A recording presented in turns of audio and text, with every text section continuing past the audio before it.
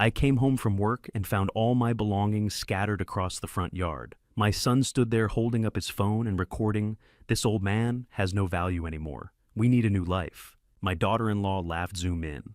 The look on his face right now is worth every second. The neighbors stood across the street watching like it was a show, laughing at me. I didn't say a word. I just quietly gathered my things and walked away. 24 hours later, my phone was flooded with 100 messages. And that's when I knew the game had begun. "Hello, welcome to the story. Leave a comment telling me where you're watching from and what you would do in that situation." Don't forget to like and subscribe to follow what happens next. Note this is a fictional story with added details to enhance the experience and provide meaningful, valuable insights. My name is Walter Kincaid. I'm 58 years old. And the night my son threw my life onto the lawn, I had just finished a 10-hour shift at the pharmacy, helping an elderly woman sort through her insurance denial. I turned onto Mimosa Avenue at 7:30 p.m. with my windows down, letting the September air wash away the antiseptic smell that clung to my work clothes. The neighborhood looked the way it always did in early autumn, historic homes settling into dusk porch lights, flickering on one by one.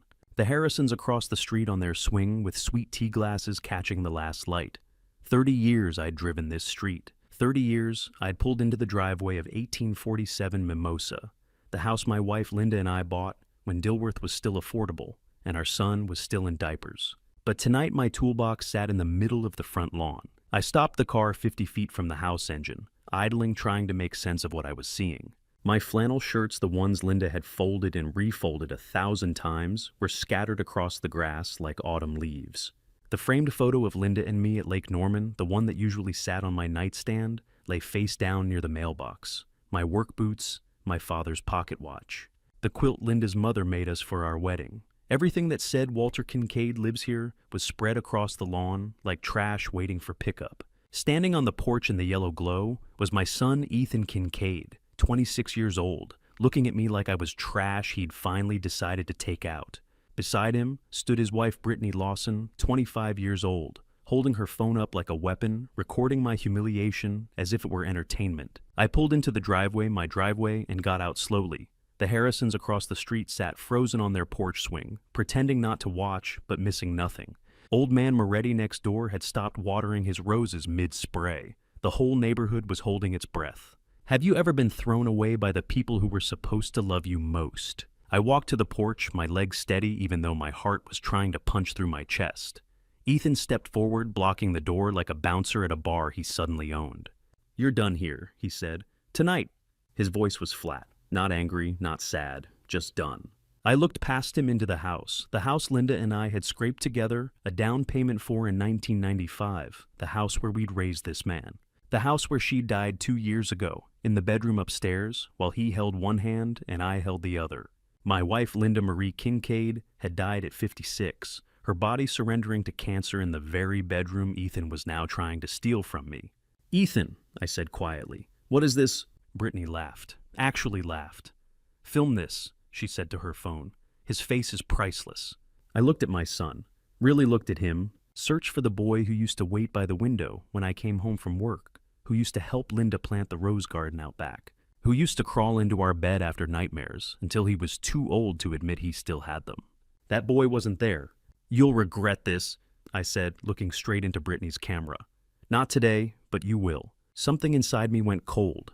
Not broken cold. There's a difference. Ethan's jaw tightened, but he didn't move, didn't speak. Brittany zoomed in on my face, and I realized this was content for her. My destruction was entertainment. My pain was a story she'd tell at brunch. I could have begged, could have demanded explanations, could have called the police or a lawyer or anyone who might have told me I had rights, that you can't just throw a man out of his own home without notice, without cause, without mercy. But I didn't. I turned and walked back to the lawn.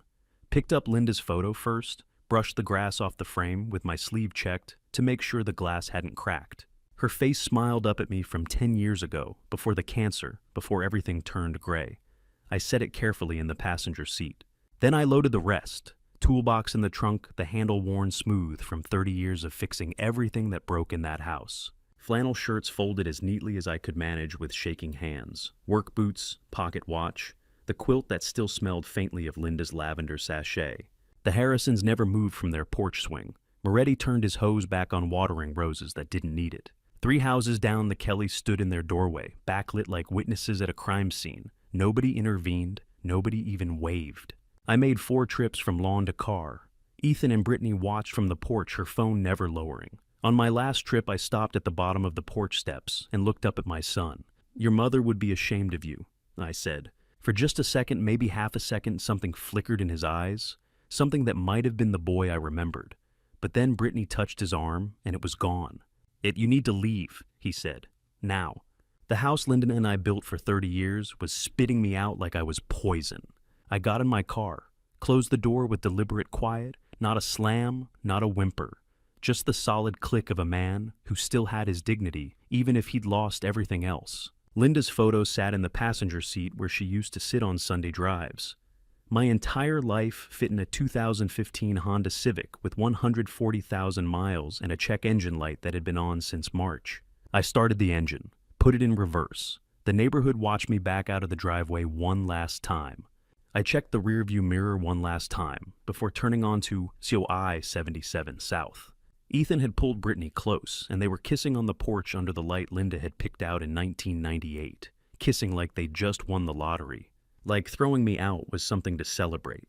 I drove south on I-77 with no destination, just the need to put distance between myself and that house. My hands were steady on the wheel, but I couldn't feel them. The victory kiss kept replaying in my head. Ethan pulling Brittany close under the porch light Linda had picked out in 1998. Celebrating like they'd won something instead of destroyed someone. I took exit 3 without thinking. The Circle K gas station sat under harsh fluorescent lights that made everything look like a crime scene. I pulled into a parking spot between a semi-truck and a rusted minivan and turned off the engine. The silence was so loud it hurt. My phone buzzed in my jacket pocket. I'd forgotten I even had it. During the eviction, during the loading of my entire life into a Honda Civic, during the drive away from 30 years of memories, my phone had been there the whole time, silent witness in my pocket. I pulled it out, expecting a voicemail or a text, some final cruelty from Ethan, or a neighbor's awkward sympathy. But the screen showed something else. The voice memo app was open. Recording duration 18 minutes 4 seconds. Recorded today, 7:23 p.m. I stared at it, pressed stop. The file saved automatically. My hands started shaking then, not from fear, from something else, something like hope. I hit play. Static first. The rustling of fabric as the phone shifted in my pocket. Then Ethan's voice, distant but clear. "You're done here, tonight." My own voice quieter, asking what this was. Brittany's laughter, the sound of my footsteps on the lawn. More rustling as I bent to pick up Linda's photo. And then after I'd walked back to the car, after I'd started loading my belongings, I heard it. Ethan's voice low and certain, probably thinking I was out of earshot. "Finally got rid of the old bastard. Should have done this months ago." Brittany's laugh was sharp as broken glass. "Did you see his face? Priceless, like a kicked dog. Have you ever heard your own family laugh at your pain when they thought you couldn't hear them?" I sat in that Circle K parking lot and played the recording 3 times. 18 minutes of my humiliation, yes. But also 18 minutes of their truth. The things they said when they thought no one was listening. The celebration, the cruelty, the premeditation. Should have done this months ago. This wasn't grief, wasn't impulse. This was planned. I saved the file and locked my phone. My chest felt tight, but my mind was clearing. That cold clarity from the lawn was spreading, sharpening into something I could use. Grief could be a weapon if you held it right. The semi-truck beside me pulled out, leaving me alone under the fluorescent lights with Linda's photo on the passenger seat and $892 in my checking account. I looked at her face, the picture from Lake Norman, 2015, before the diagnosis. She'd been laughing at something I'd said, her head thrown back completely free. "I need to find somewhere to stay," I said to her photo. "Just for tonight." The Extended Stay America on Tyvala Road had a flickering neon vacancy sign that felt like a prophecy. I pulled into the lot at 9:47 p.m. The night clerk at Extended Stay America was a young man in his 20s who barely looked up from his phone when I asked for a weekly rate. $350, he said, cash or card. I did the math in my head. $892 minus $350. That left me $542 for everything, food, gas, whatever came next. Card, I said. He handed me a key card to room 237, second floor. The stairs creaked under my feet as I carried up Linda's photo. My toolbox and the flannel shirts I'd managed to fold. The room smelled like industrial cleaner, trying to mask decades of cigarette smoke. The bedspread was scratchy under my hand. The bathroom light flickered, but it had a lock, and it had Wi-Fi. I sat on the edge of the bed and pulled out my phone, opened the recording, didn't play it again, I'd heard enough. Instead, I uploaded it to my cloud storage, named the folder carefully. When they start lying, because they would. I understood that now, sitting alone in a motel room that cost half of what I had left. Families like mine survived by rewriting history, by making you doubt your own memory, by telling you that you're dramatic, that you're misremembering that it wasn't that bad. 18 minutes. That's how long it took them to destroy 30 years. But I had proof now. Proof that couldn't be gaslit away. Proof that would survive whatever story they decided to tell. I set Linda's photo on the nightstand and lay back on the bed, fully clothed, too tired to even take off my shoes. The wedding ring Linda had given me 33 years ago hung on a chain under my shirt, warm against my chest. She'd been dead 2 years, but I still felt married, still felt her in every decision I made. "What do I do, honey?" I whispered to the flickering bathroom light. "Where do I even start?" The light didn't answer. The motel room settled around me with small creaks and distant voices through thin walls. Somewhere down the hall, an ice machine hummed. Outside, I-77 traffic droned like a river that never stopped flowing. I didn't cry listening to that recording, not once. Some wounds cut too deep for tears. But lying there in room 237 with everything I owned stacked against the wall and $542 to my name, I felt something shift inside me. Not breaking, sharpening. Ethan wanted me gone. Brittany wanted me humiliated. They'd filmed my destruction like it was entertainment. But they'd forgotten one thing. I was still here. I closed my eyes, the phone warm in my hand, the recording safely stored in a cloud folder they didn't know existed. The room was anonymous, temporary, nothing like home. But it was mine. For now, that was enough. Back in room 237, the phone started buzzing before I'd even set down my keys. 6 missed calls, 3 from Ethan, 2 from Brittany, 1 from a number I didn't recognize. I stood in the doorway holding Linda's photo, and my phone watching the screen light up again. Ethan's name, 4th call, the vibration made the cheap nightstand rattle. I let it ring. Then I did something I'd never done before. I held down the power button and turned the phone completely off. The screen went black. The buzzing stopped. The room fell into a silence so complete I could hear the ice machine humming 3 doors down. They wanted something, a response, an explanation, maybe my submission, and I was denying them all 3. Silence, I was learning, could be a weapon. I set Linda's photo on the nightstand next to the phone and sat on the edge of the bed. The bedspread was scratchy under my palms. The bathroom light flickered on off, casting uneven shadows across the walls. Somewhere down the hall, a couple was arguing, their voices muffled but urgent through walls that were probably nothing more than drywall and decades of cheap paint. 11:47 p.m. The digital clock's red numbers were too bright in the darkness. I took Linda's photo from the nightstand and held it in both hands. The lamination was worn smooth at the corners from 20 years in my wallet. Lake Norman, 2015. She'd been wearing that blue sundress she loved, the one that made her eyes look like the water behind her. I'd said something stupid, probably a dad joke Ethan had groaned at, and she'd thrown her head back, laughing completely free. 3 years before the diagnosis. 4 years before she'd die in our bedroom, while Ethan and I held her hands and promised we'd take care of each other. What do you say to the ghost of the woman who loved you for 30 years when her son just threw you away? You told me to be smart if this ever happened, I whispered to the photo. You knew, didn't you? You saw what Brittany was doing. Linda had tried to warn me. Not directly, she'd been too weak by the end, the morphine making her words soft and disconnected. But she'd pulled me close one afternoon, while Ethan was at work and Brittany was downstairs making tea that nobody wanted. Be smart, Walter, she'd said, her voice barely there. If she ever, you be smart. Not angry, smart. I hadn't understood then. Thought maybe it was the medication talking her mind, wandering through fears that had no basis in reality. Our son loved us. Our son would never hurt me. But Linda had seen something I was too loyal to see, or maybe too afraid. 30 years we built that house, honey, I whispered, and he threw me out like garbage. The bathroom light flickered again. On, off, on, off. 12:34 a.m. I tried to lie down, still fully dressed, my shoes still on. But sleep felt impossible. My mind was cycling through the same questions on repeat. Where do I go tomorrow? How do I survive on $542?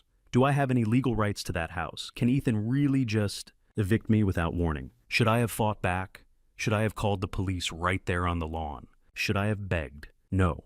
Linda's voice in my head was clear on that. No begging. Be smart. I sat up and pulled out my wallet. $542 in my checking account. $73 in cash. The extended stay America was $350 a week. That gave me maybe 10 days here before I was on the street for real.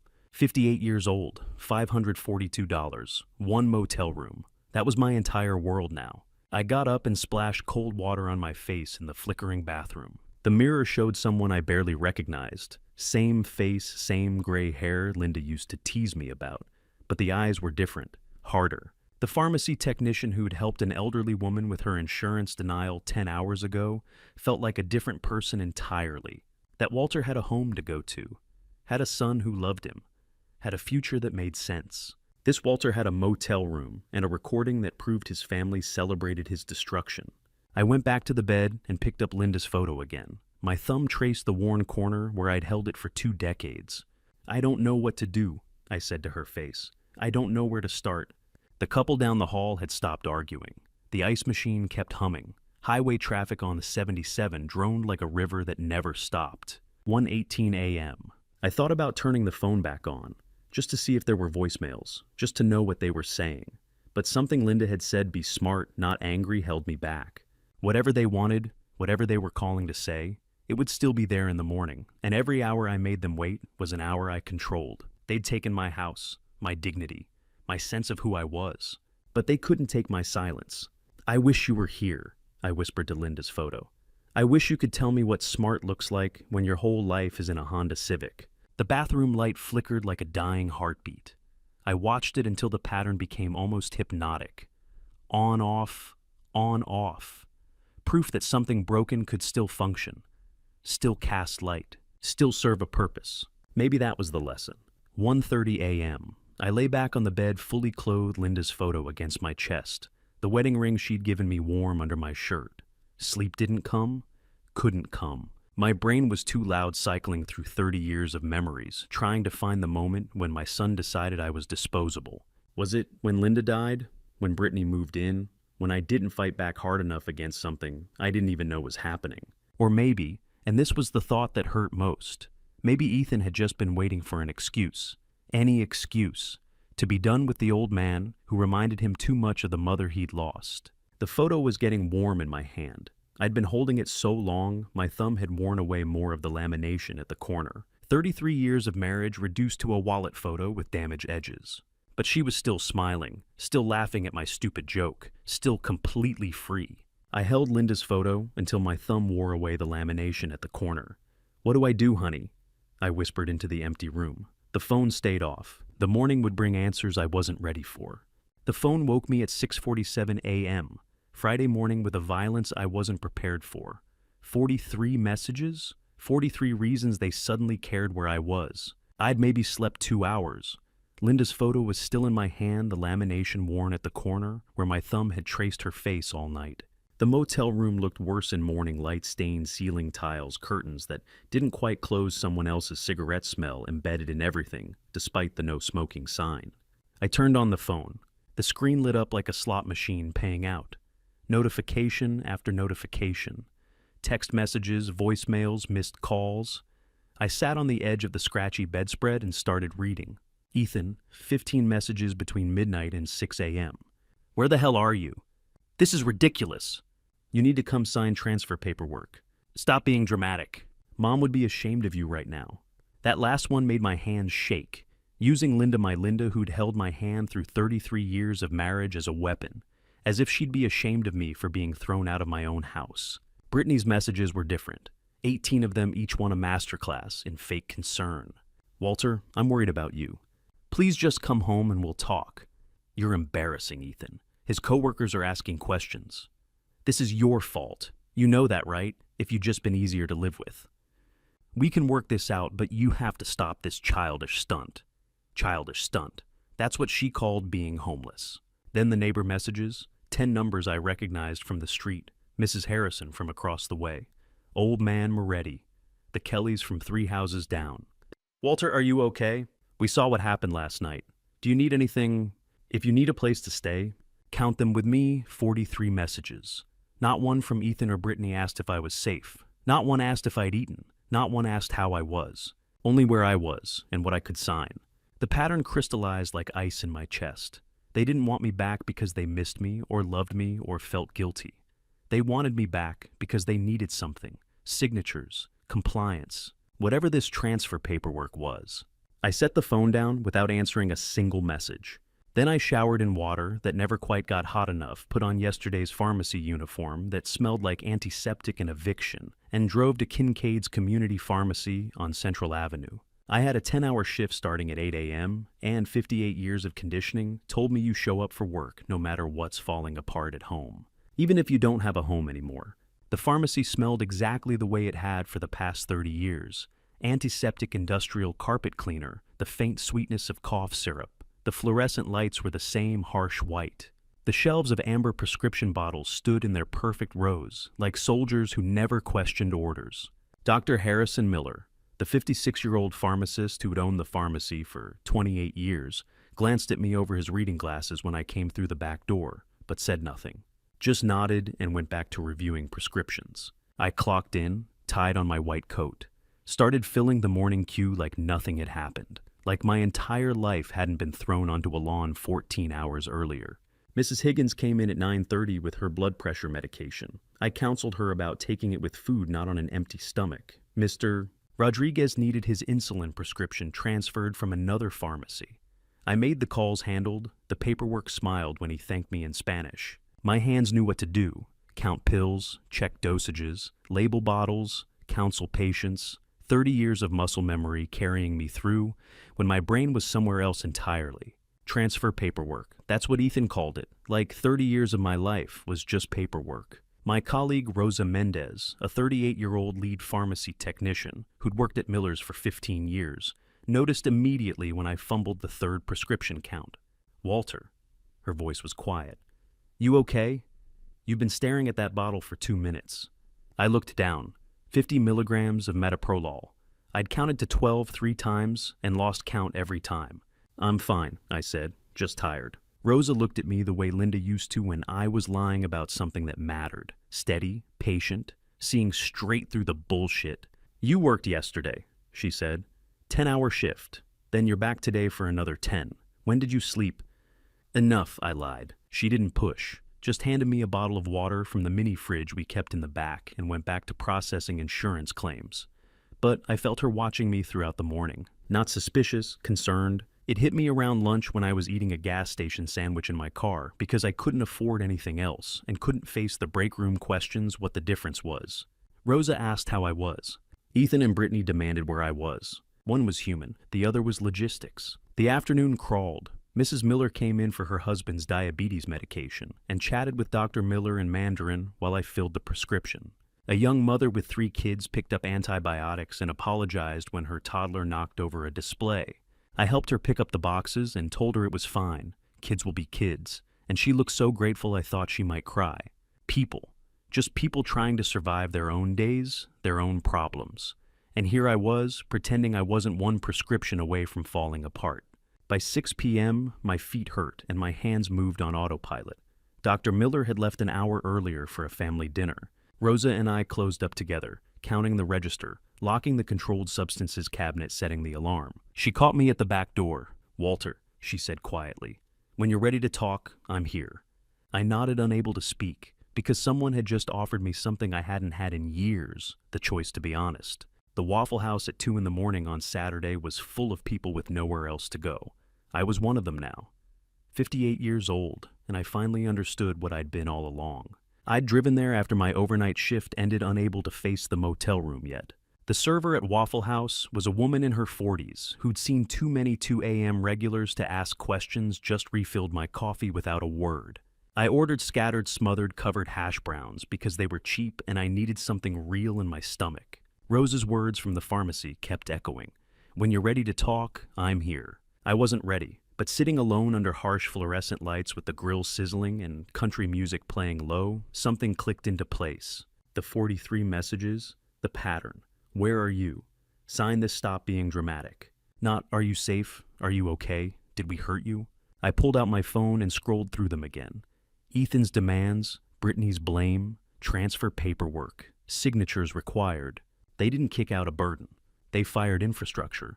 Have you ever realized the people calling you useless were the ones who couldn't function without you? For 30 years, I'd paid the bills, scheduled the maintenance, handled the errands, kept that house running while Linda fought cancer, and then while Ethan grieved and brought home a wife who saw opportunity where I saw family. They'd labeled me freeloading, called me lazy, said I was living off them when I'd bought that house with Linda in 1995, when Ethan was still in elementary school. I wasn't the burden, I was unpaid infrastructure, and infrastructure doesn't get severance pay. The hash browns tasted like salt and grease and clarity. I ate mechanically, washing them down with bad coffee watching the door as other night shift workers filtered in. A nurse still in scrubs, a trucker with 18-hour exhaustion in his eyes, a young couple who looked like they'd been fighting. All of us with nowhere better to be at 2 a.m. on a Saturday. My phone rang. I almost didn't answer trauma response from 2 days of silence. But the name on the screen was Dr. Miller. At 2:30 in the morning, I answered. Hello, Walter. His voice was quiet, careful. You're not alone. Understand? I couldn't speak for a second. My boss, who I'd worked for 30 years, who'd seen me come in exhausted after Linda's funeral, who'd never asked for explanations, was calling me at 2:30 a.m. just to say I wasn't alone. Yes, I managed. Thank you. See you Monday, Dr. Miller said and hung up. 3 sentences, that was all. But I sat in that Waffle House booth with my phone pressed to my ear long after he'd disconnected, feeling something I hadn't felt since Linda died seen. Sunday morning came too fast. I'd slept maybe 3 hours back at the motel before Rosa texted at 7:30 a.m. Dunkin' Donuts, Independence Boulevard. 8 a.m., don't argue. I didn't argue. She was already there when I arrived, 2 coffees and a box of donuts on the table. The Sunday morning crowd swirled around us, families in church clothes, couples reading newspapers, teenagers nursing hangovers. Rosa pointed at the chair across from her. Sit. I sat. Tell me exactly what happened, she said. No protecting them. Every detail. So I did. I told her about coming home to my belongings on the lawn, about Ethan and Brittany filming, about the 18-minute recording I'd accidentally captured, about Linda dying 2 years ago, and Brittany moving in and everything slowly changing until Thursday night, when it all exploded. Rosa listened without interrupting. When I finished, she pushed a glazed donut toward me. Eat, she said. You're running on fumes. I took a bite. It was too sweet stuck in my throat, but I forced it down. You know why I believe you, Rosa said. Because I lived it. Different man, different country, but same trap. She rolled up her sleeve. A scar ran from wrist to elbow, faded but unmistakable. My ex-husband in Guadalajara, she said quietly. Broke my arm, told everyone I was clumsy, said I was lucky he stayed with me. She rolled the sleeve back down. I left Mexico with $200 and my sister's phone number. That was 12 years ago. Rosa had escaped a man who broke her arm. She understood what I was just beginning to see. So here's what we're going to do, she said, pulling a napkin from the dispenser.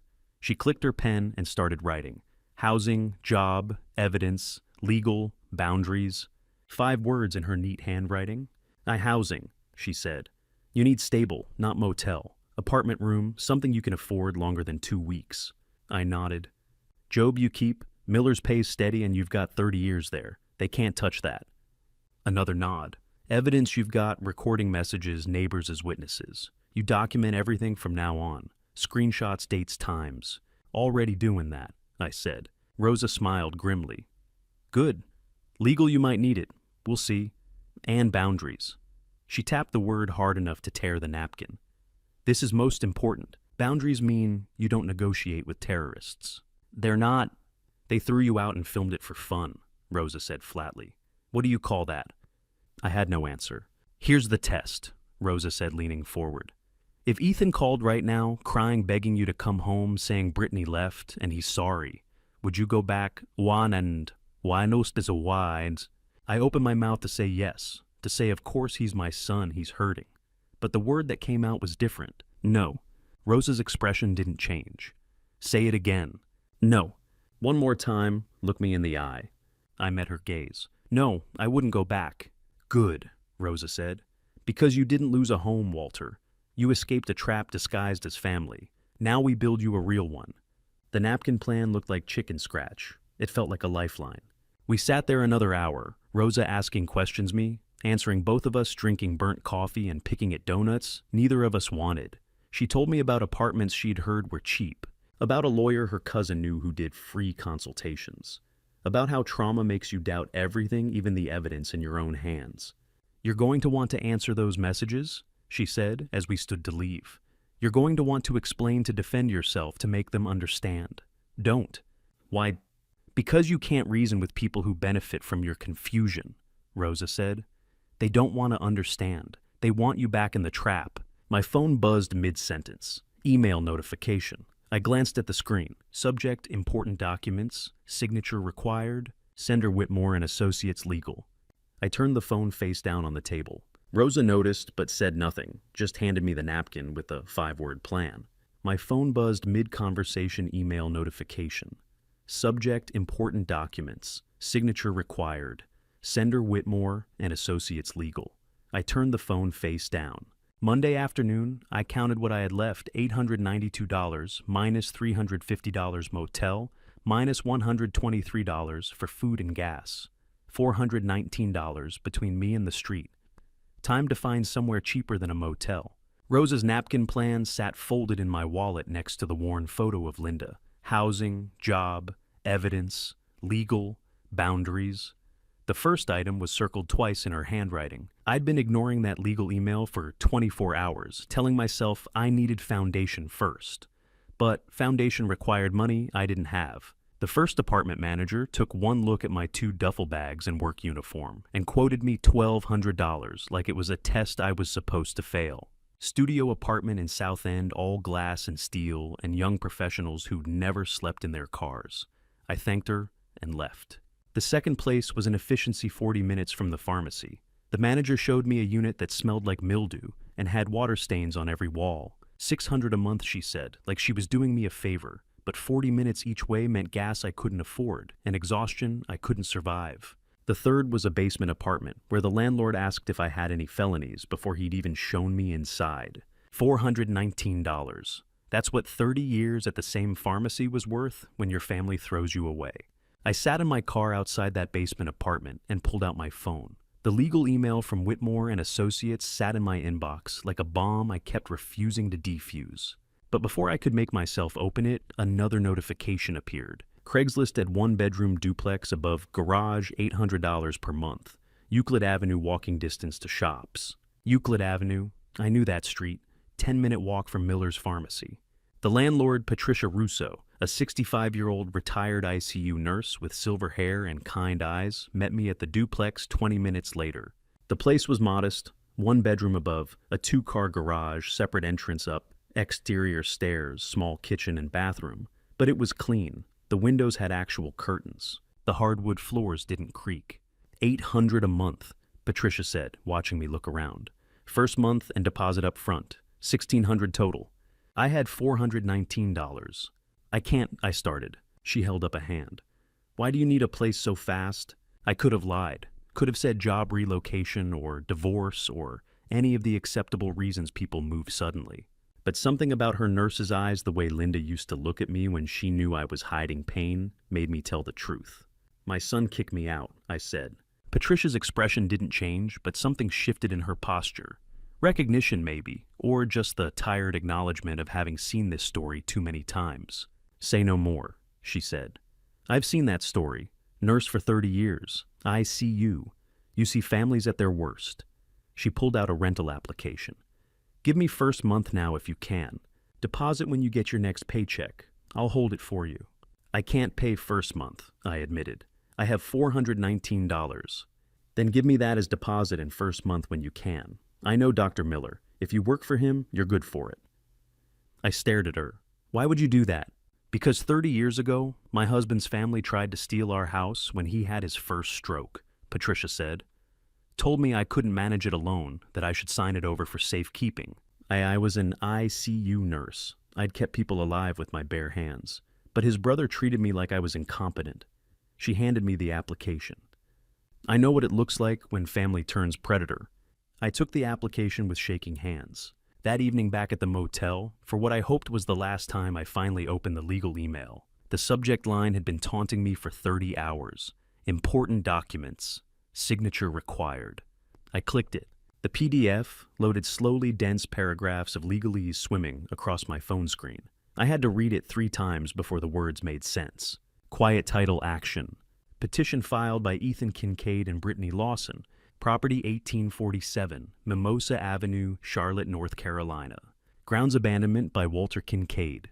Claimants seek full ownership transfer. How do you steal a house from the man who bought it? You film him leaving, then call it abandonment. My hands were shaking so hard I nearly dropped the phone. They weren't just evicting me, they were taking the house. Linda's house. The house we'd bought in 1995 with our life savings. The house where she'd planted roses every spring. The house where she died in my arms 2 years ago, while Ethan held her other hand and promised we'd take care of each other. They were erasing her. I read the document again, filed September 26th. That was 3 days after they threw me out.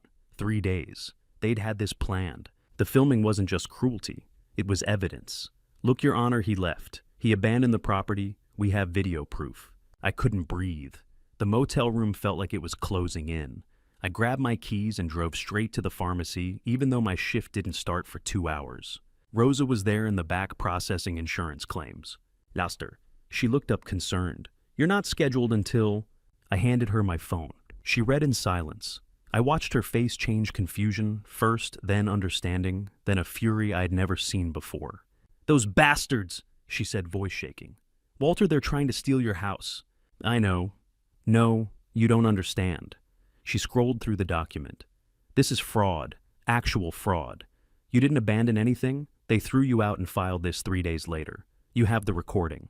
You have the messages. You have neighbors who witnessed it. They weren't just taking my home. They were erasing Linda. Every rose she planted, every room she painted. Gone. When was this filed? Rosa demanded. September 26th.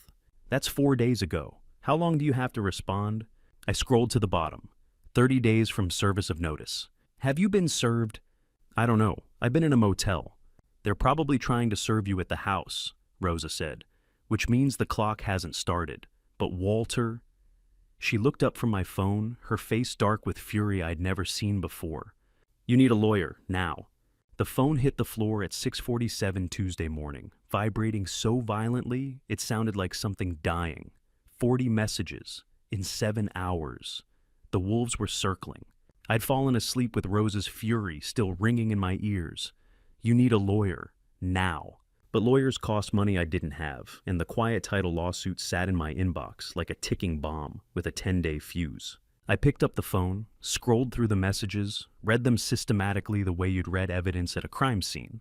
The messages from Whitmore and Associates law firm were professionally cold threatening default judgment if I didn't respond to their settlement offer within 10 business days.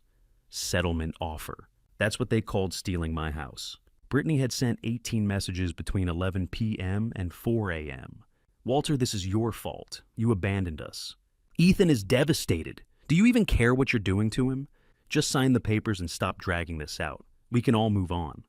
You're making this harder than it needs to be. I'm worried about you, but you're being so selfish. Gaslighting.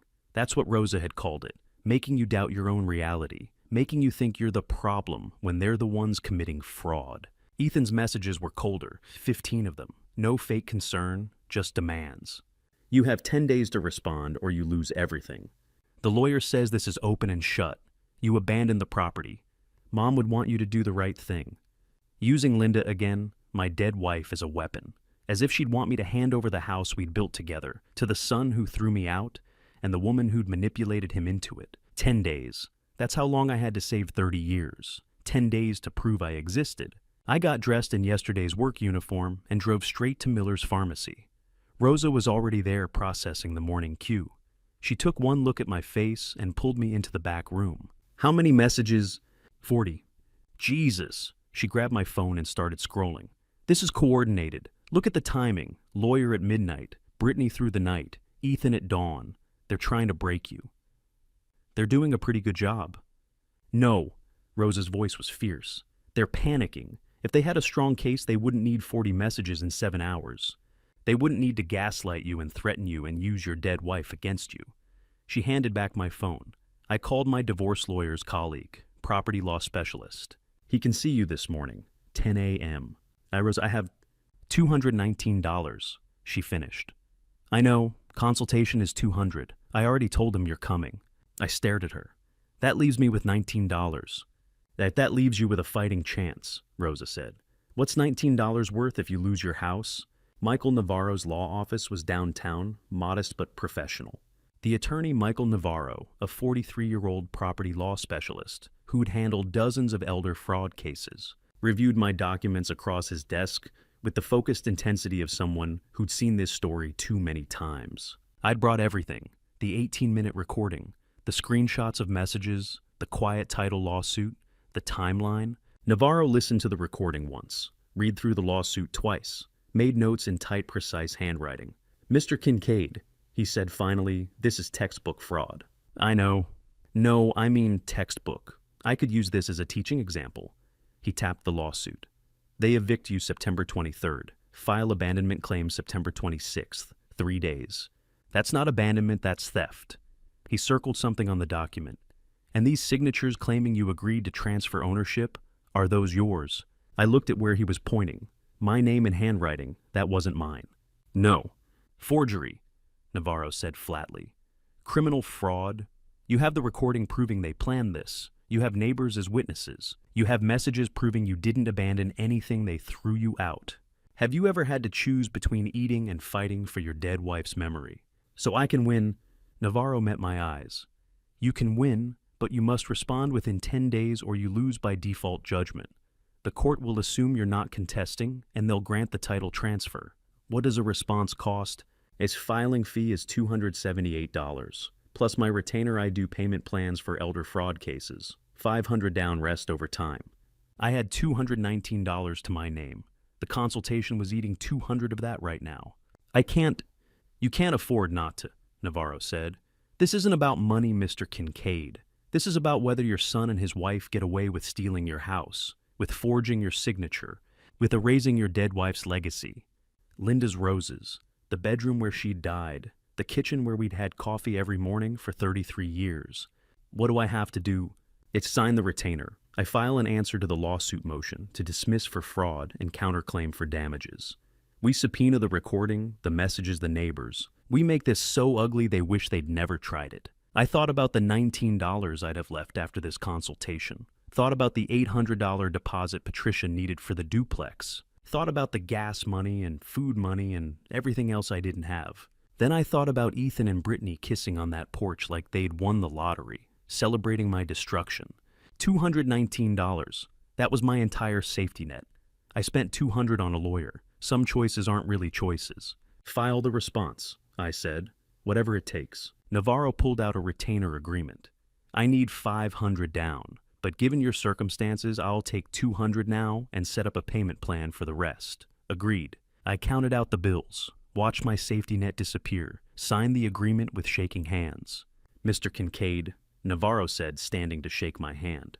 This takes courage. Most people in your position just give up, walk away, let the family take everything. I thought of Linda's face in that photo from Lake Norman, her laughing at my stupid joke, completely free, completely alive. That most people aren't fighting for what I'm fighting for, I said. When I walked back into Miller's pharmacy that afternoon, Dr. Miller was waiting at the counter with the look of a man who'd made a decision. We need to talk, he said quietly. I followed him into the back office. Rosa was already there, sitting in the chair across from his desk, like this had been planned. Dr. Miller closed the door, sat down, looked at me over his reading glasses the way he'd looked at me 1,000 times over 30 years. But this time was different. I heard you saw a lawyer, he said. Rosa must have told him. I nodded. And I spent my last $200 on a retainer, I said. I have $19 left. I can't afford the apartment deposit Patricia's holding for me, and I probably can't afford to eat this week, but at least I'm fighting back. Dr. Miller was quiet for a long moment. Then he pulled out his checkbook. 30 years you've worked here, Walter, he said. 30 years. You showed up the day after your wife's funeral. You worked through the pandemic when half the staff was terrified.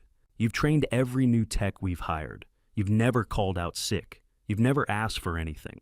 Dr. Miller, this is what loyalty means, he said, writing. He tore out the check and slid it across the desk. $800, take the advance. We'll deduct it from your next 3 paychecks. $100 a week, you can handle that. I stared at the check. $800, the apartment deposit, stability. A place that was actually mine. I don't know how to thank you, I said. You already have, Dr. Miller said. Every shift, every patient, every time you stayed late because someone needed help understanding their prescription. That's the thanks. Loyalty. That's what Dr. Miller called 30 years. My family called it freeloading. Rosa drove me to the bank in her truck. We cashed the check, drove to the extended stay motel one last time. I packed my 2 duffel bags, everything I owned, fit in 2 duffel bags, and the box of Linda's photos, my pharmacy uniforms, the quilt her mother had made us, the toolbox I'd carried from the lawn. That's it, Rosa said, looking at my belongings in the bed of her truck. That's your whole life. For now, I said. We build from here. She smiled. There's my fighter. Before we drove to Euclid Avenue, before I saw Patricia waiting on the porch with sweet tea, I need to pause for just a second. Are you still with me? Comment A, if you think the next part of Walter's story brings more hope. Or B, if you think there's another blow coming, and add 1 short reason so I can see where you think this is heading. A quick note, what follows includes some recreated moments to capture the emotional weight of rebuilding after loss. The heart of it. The lesson is what matters most. Patricia Russo was waiting on the porch when we pulled up to the duplex on Euclid Avenue. She had a pitcher of sweet tea and 3 glasses on a tray, condensation running down the sides in the September heat. Welcome home, baby, she said as I climbed out of Rosa's truck. It's not much, I started. It's yours, Patricia said firmly. Nobody throws you out of here. I know it's just 1 room above a garage, but it's clean and it's safe and it's yours for as long as you need it. Patricia's sweet tea tasted like every grandmother I'd never had, like someone cared if I was thirsty. Rosa and Patricia helped me carry the duffel bags up the exterior stairs to the duplex. The place was exactly as I'd seen it. Monday 1 bedroom, small kitchen bathroom, with a shower that actually had good water pressure. The hardwood floors were old but solid. The windows had curtains that closed all the way. There was a deadbolt on the door that only I had the key to. Linda's photos went on the dresser, her quilt on the bed. My work uniforms in the closet that was mine in the apartment that was mine in a place where nobody could throw me out, because I'd signed a lease and paid a deposit and had rights. This is how it starts, Walter Rosa said, standing in the doorway. 1 room, 1 safe place. You build from here. Patricia left another pitcher of tea in the fridge and told me if I needed anything at all, she was downstairs and I should knock. Then she and Rosa left me alone in my first real space since the eviction. I sat on the bed, looked around. 1 room, 1 safe place. It was enough. I unpacked, slowly making the space mine. Linda's photo from Lake Norman went on the nightstand where I could see her face when I woke up. The wedding ring on its chain stayed under my shirt, warm against my chest. The 18-minute recording stayed on my phone, backed up 3 places ready for court. The duplex was quiet in a way the motel never had been. No couple arguing through thin walls, no ice machine humming, no highway traffic. Just the sound of September evening through the window screen, crickets starting their song, distant dogs barking, someone mowing their lawn 3 houses over. Normal sounds, safe sounds. I was hanging my last uniform in the closet when my phone rang. Unknown number. I stared at the screen. Could be Whitmore and Associates with more legal threats. Could be Ethan calling from a number I didn't recognize. Could be Brittany trying a new angle. First time in 5 days the phone rang and I wasn't afraid to answer. Almost. But I'd told Michael Navarro I was fighting for Linda's roses. Told myself I wasn't running anymore. You can't face your battles by avoiding every call. My finger hovered over decline. Then I thought of Dr. Miller's check, Patricia's sweet tea, Rosa's truck, the people who'd shown up when it mattered. I wasn't alone anymore. The phone screen showed unknown number. Could be lawyers, could be Ethan, could be worse. My finger hovered over decline. Then I remembered I wasn't running anymore. I answered. Hello. The voice on the other end was elderly careful, like a man who'd spent a lifetime measuring his words. Mr. Kincaid, this is Gerald Moretti. I live 2 doors down from your house from 1847 Mimosa. Number 1843. I sat down slowly on the edge of the futon. The duplex was still strange, still smelled like someone else's life, but Gerald Moretti's name I knew. Linda used to bring him sweet tea every Sunday. He'd been widowed longer than we'd lived on that street. "Mr. Moretti," I said. My voice came out steadier than I felt. "I need to tell you something," he said. "Something I should have told you weeks ago, but I didn't know where you'd gone. I tried calling your old number, but it was disconnected." I waited. Outside a dog barked. A car door slammed. "I know what your son did to you," Gerald said quietly. "I saw the whole thing. September 23rd.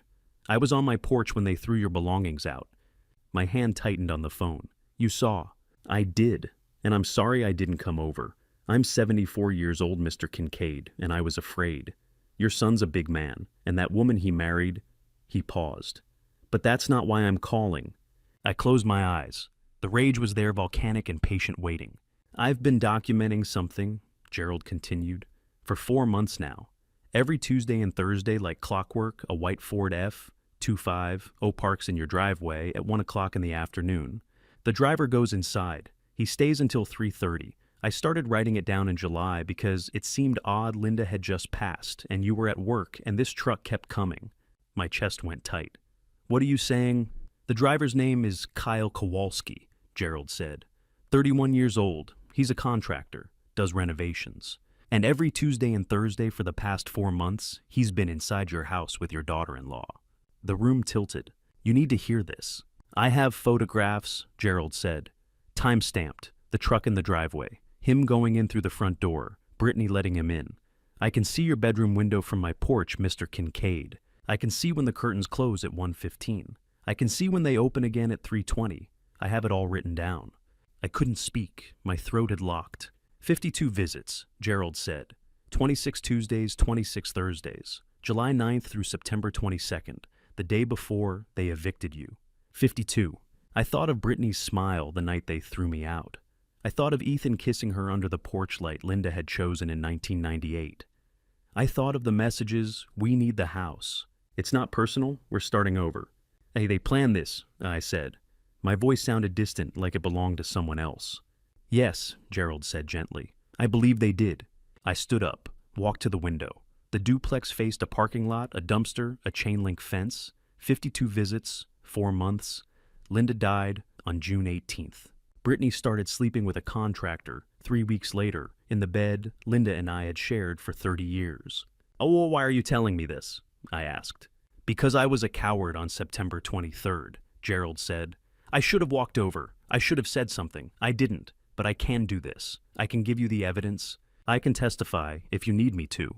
I pressed my forehead against the window. The glass was cool. My reflection looked old. "Mr. Moretti," I said quietly, "you're not a coward." "I'd like to email you the photographs," he said. "I have them organized by date. I also have my handwritten logs. I kept them in a notebook. My late wife always said I was too meticulous, but..." His voice cracked slightly. "I think she'd approve of this." I gave him my email address. My hand was shaking when I wrote it down. "One more thing," Gerald said. "The contractor Kyle Kowalski. He drives that white F-25 with a business decal on the side. Kowalski Property Solutions." I looked him up. "He does kitchen renovations, bathroom remodels, that sort of thing. Your son hired him in May to redo the master bath." The master bath, where Linda used to stand in her white robe brushing her hair in the mirror. They gutted it. They erased her. And then they used it. "Thank you," I said. My voice was barely audible. "Thank you, Mr. Moretti." "You're a good man, Walter," Gerald said. Linda used to tell me that. Every Sunday when she brought me tea. She'd say, "Gerald, I married the best man I ever knew." I want you to know I remember that. When the call ended, I sat down on the futon again. My phone was still in my hand. I stared at the screen, waited for the email. My chest felt like it was caving in, but my eyes stayed dry. I had learned that much in 5 days. Tears were a luxury I couldn't afford. The email arrived at 8:47 a.m. 52 photographs, 52 entries, and a handwritten log, all time-stamped and dated. Evidence. I forwarded it to Michael Navarro with the subject line, "Motive." Then I opened my messages. Rosa had texted at 8:15, "Call me when you're up." I was about to reply when my phone buzzed again. Another call, another unknown number. This time the area code was local, 704. "Charlotte," I answered. "Mr. Kincaid." A woman's voice clipped and professional. This is Jennifer Caldwell from Whitmore and Associates. I'm calling regarding the quiet title action filed by Ethan Kincaid. We need to discuss your options for settlement. Mein Borst, entonces estás en demand. No, I said. Silence. I'm sorry, she said. I said no, I'm not settling, I'm not signing. And you can tell Ethan and Brittany that I have 52 photographs of Kyle Kowalski's truck in my driveway, time-stamped, dated. 4 months of Tuesdays and Thursdays while I was at work. Another pause, longer this time. I see, she said slowly. You'll be hearing from my attorney, I said. Michael Navarro, he'll be filing a counterclaim, fraud, forgery, and I'm going to make sure a judge sees every single photograph. I hung up. My hands were steady. My pulse was steady. I felt nothing but cold, clear focus. Then Rosa called. Walter, she said, and her voice was shaking. I just got a call from that lawyer, Whitmore. She said, Walter, she said Brittany's going to file a restraining order. She's saying you're harassing them. She's saying you're unstable. I closed my eyes, and letter I said. At 12:47 p.m., standing behind the prescription counter at Miller's Pharmacy, my phone buzzed once, then, twice then. Didn't stop 60 messages in 3 hours, and I watched my son's entire world collapse in real time. The first message came while I was filling Mrs. Moretti's blood pressure medication. Ethan, 12:51 p.m. Dad, where are you? Brittany says you're spreading lies about her.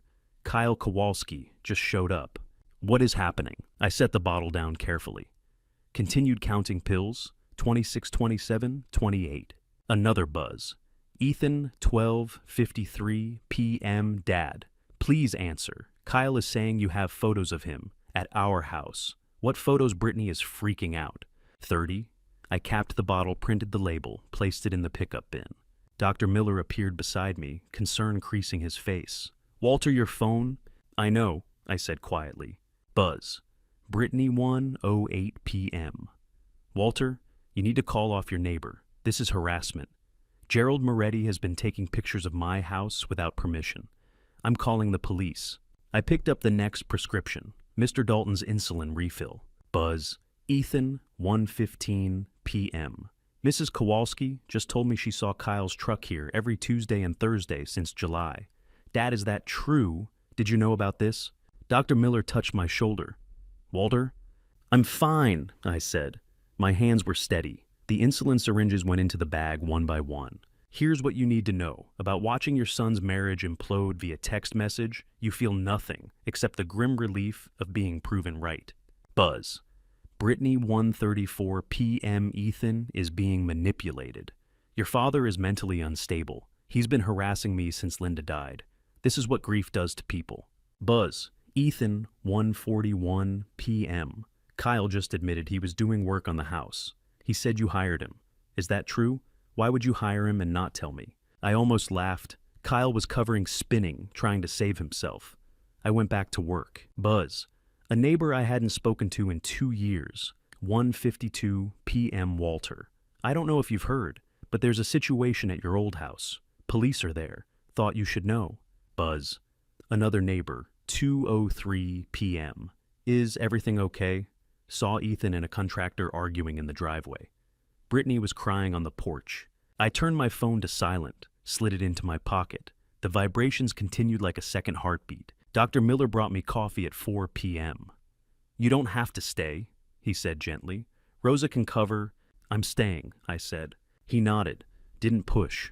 That was the thing about Dr. Miller, he understood dignity. I worked through my shift, filled prescriptions, answered questions, smiled at customers. My phone vibrated 47 times between 2 p.m. and 6 p.m.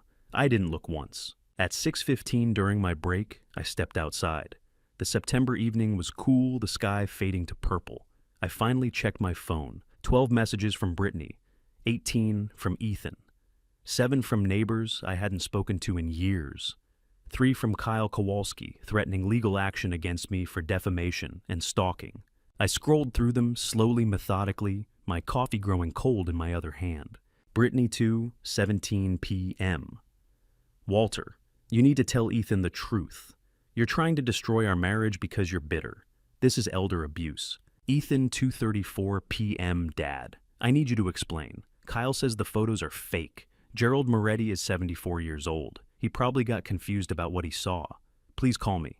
Brittany 3:01 p.m. I'm filing a restraining order. You've crossed a line. Ethan deserves better than a father who invents affairs to punish his son for setting boundaries. Ethan 3:52 p.m. Brittany showed me texts between her and Coyle. They were just friends. He was helping with the renovation. Dad, why are you doing this? Kyle Kowalski 4:18 p.m. You're going to regret spreading lies about me, old man. I know lawyers too. Defamation, harassment. I'm documenting everything. Ethan 5:03 p.m. Mrs. Miller said you're at the pharmacy. Can I come talk to you? Please, I need to understand what's happening. I deleted nothing, saved everything, took screenshots of each message with timestamps visible.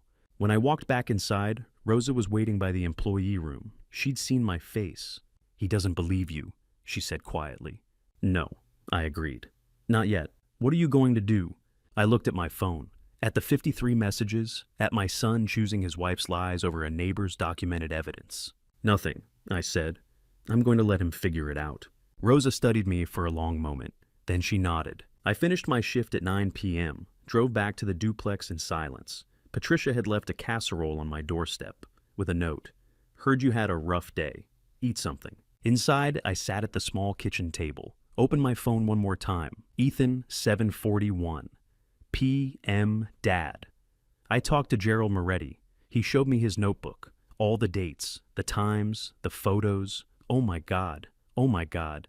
Dad, I didn't know. I swear I didn't know. Ethan 8:03 p.m. Brittany is saying Gerald doctored the photos. She's saying you paid him to lie. She's saying this is a conspiracy because you're jealous I have someone and you lost Linda. Dad, please tell me that's not true. Ethan 8:34 p.m.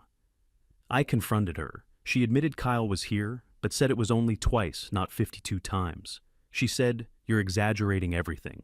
She said, I have to choose between believing her or believing you. I stared at that last message for a long time. Choose between believing her or believing you.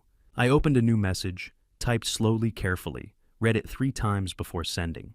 My finger hovered over send for 10 seconds, to decide if I wanted my son back or wanted my dignity more. I pressed send. Walter, 9:45 p.m. Ethan, oh.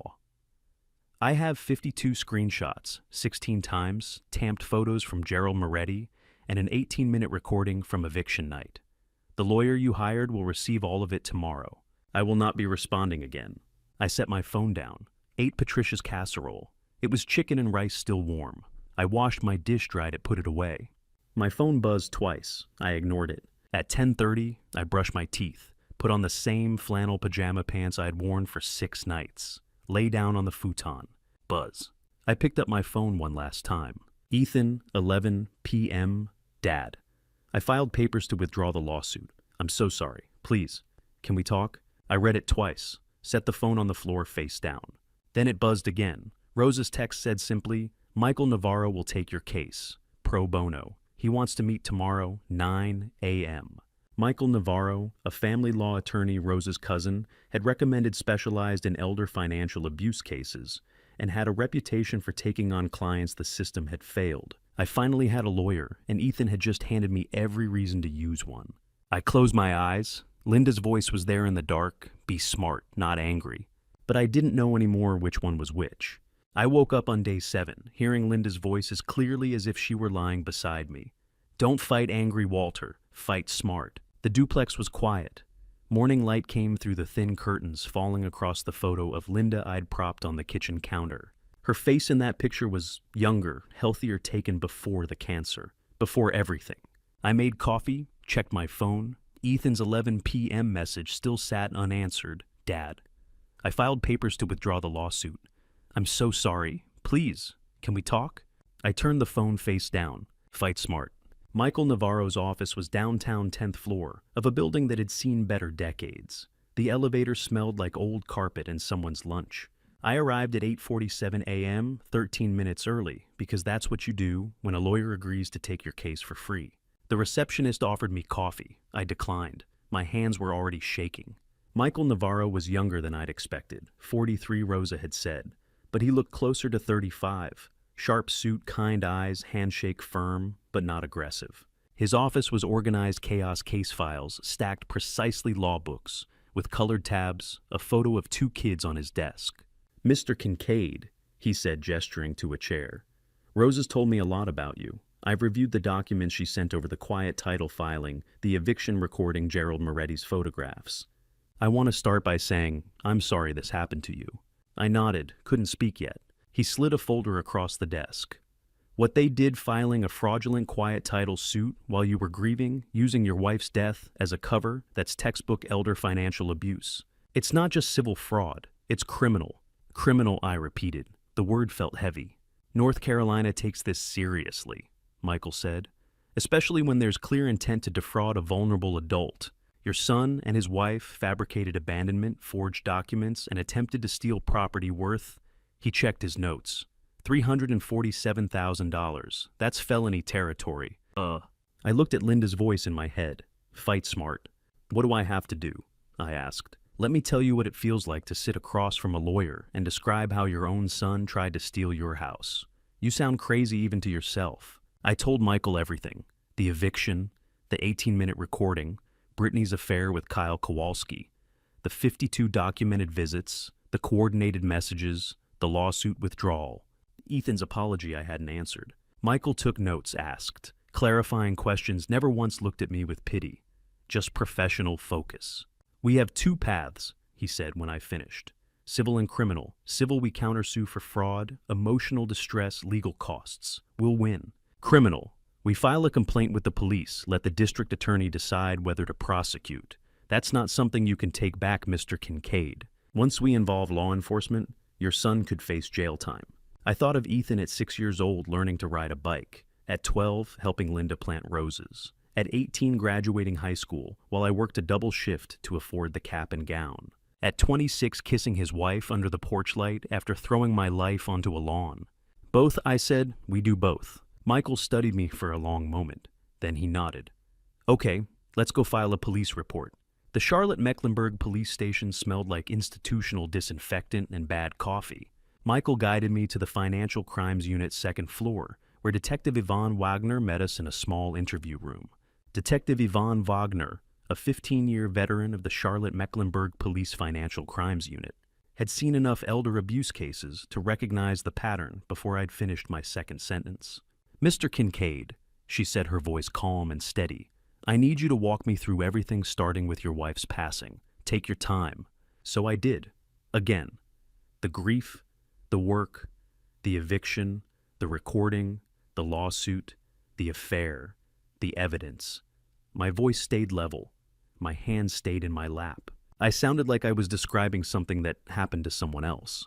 Detective Wagner typed. As I spoke, her fingers quick on the keyboard. When I mentioned Brittany's name, she paused. "Brittany Lawson," she said.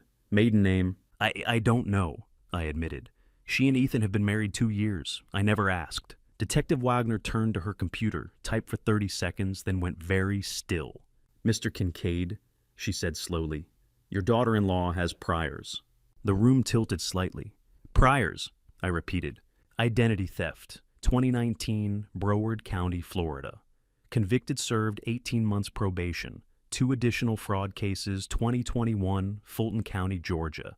Both dismissed on technicalities." She looked up at me. "Your son didn't just pick the wrong partner, Mr. Kincaid. He picked a career criminal. 3 states, 6 years, identity theft, fraud again. Brittany Lawson wasn't Ethan's mistake. She was his assignment." "Does Ethan know?" I asked. Detective Wagner's expression softened. "That's a question for your son, not for me. But in my experience, men who marry women like Brittany usually don't ask the right questions until it's too late." She printed the criminal record. 3 pages, dates, charges, case numbers, mugshots. In the 2019 photo, Brittany looked younger, harder. The smile was the same. I signed the criminal complaint at 12:43 p.m. My signature looked like someone else's handwriting. Michael drove me back to his office, filed the civil countersuit electronically, then called Rosa. "He needs to eat," he told her, "and he shouldn't be alone." Rosa picked me up at 6 p.m., took me to a small restaurant I didn't recognize, ordered food I didn't taste. She didn't ask questions, just sat across from me, steady and present, while I stared at my water glass. "You did the right thing," she said finally. I looked up. "Did I?" "Linda would be proud," Rosa said. "I don't feel proud," I said. My voice cracked slightly. "I feel tired." Rosa reached across the table. Her hand covered mine. "And that's how you know you're doing the right thing," she said. Across the restaurant table, Rosa's hand covered mine, and I realized I'd been shaking for 3 hours straight. We left at 7:30. Rosa drove me back to the duplex, walked me to the door, made sure I had her number saved. "Call me if you need anything," she said. "I mean it, Walter. Anything." I promised I would. Inside, I sat on the futon in the dark, didn't turn on the lights, just sat there holding my phone staring at nothing. Then the phone lit up. Unknown number, area code 561. I almost didn't answer, but something Linda's voice maybe, or just exhaustion made me press the green button. The voicemail came through a moment later. A woman's voice strained and urgent. "Mr. Kincaid, my name is Diane Lawson. I'm Brittany's mother. We need to talk about what she's done to you and to my family." I played it 3 times. Diane Lawson, Brittany's mother, calling from West Palm Beach with a strained, urgent voice would turn out to be the witness I didn't know I needed. I saved the voicemail. Texted Rosa, Brittany's mother, just called, says we need to talk. Her response came in seconds. "I'm coming over." I set the phone down, closed my eyes. Linda's voice was there again, soft and sure. "You're fighting smart, Walter. Keep going." On day 8, Dr. Miller pulled me aside at the pharmacy and said, "Walter, I've had 17 customers ask about you this morning. The whole neighborhood knows what your son did, and they're furious." I was restocking blood pressure medications when he found me. Friday morning, 9:23 a.m., the pharmacy already busy with the post-work week crowd. Doctor. Miller's face was concerned, but proud like a father whose son had finally stood up to a bully. 17 customers. "Walter, Mrs. Higgins from the dry cleaner, said if she sees your son, she'll give him a piece of her mind. The neighborhood is on your side." I nodded, kept stocking. What was I supposed to say? "Thank you for caring that my son tried to steal my house." The call started around lunchtime. Gerald Moretti checking in. Rosa during her break. 2 neighbors I hadn't spoken to since Linda's funeral, both expressing outrage, both offering to testify if needed. By 3 p.m., my phone had 12 missed calls. The Dilworth neighborhood had always been close-knit, the kind of place where people knew your name and waved from porches. Linda had loved that. She'd baked cookies for block parties, organized the annual yard sale, brought Gerald his sweet tea every Sunday. For 30 years, we'd been part of the fabric. Now that fabric was wrapping around me like armor I hadn't asked for. Saturday morning, my doorbell rang at 8:47 a.m. I opened the door to find 7 women on my porch, ages ranging from 35 to 78. Every single one holding a casserole dish and wearing an expression that said, "We're not taking no for an answer." The Dilworth neighbors, 7 women ranging from 35 to 78. All carrying casseroles and righteous indignation, had watched Walter and Linda build their life for decades and refused to stay silent when it was stolen. Patricia Russo stood at the front, her silver hair perfectly styled despite the early hour. "Baby," she said, "we've been watching Linda's house for 30 years. We know who built that home, and it wasn't those 2 thieves. They didn't wait for permission. They walked and set casseroles on my counter. Chicken green bean, casserole macaroni, and cheese cornbread, 2 lasagnas, and something that smelled like heaven wrapped in foil. Then they started cleaning. One woman, whose name I learned was Denise, brought cleaning supplies and fresh curtains. Another, Margaret, had a box of kitchen utensils and dish towels. Patricia carried in a lamp from her own living room.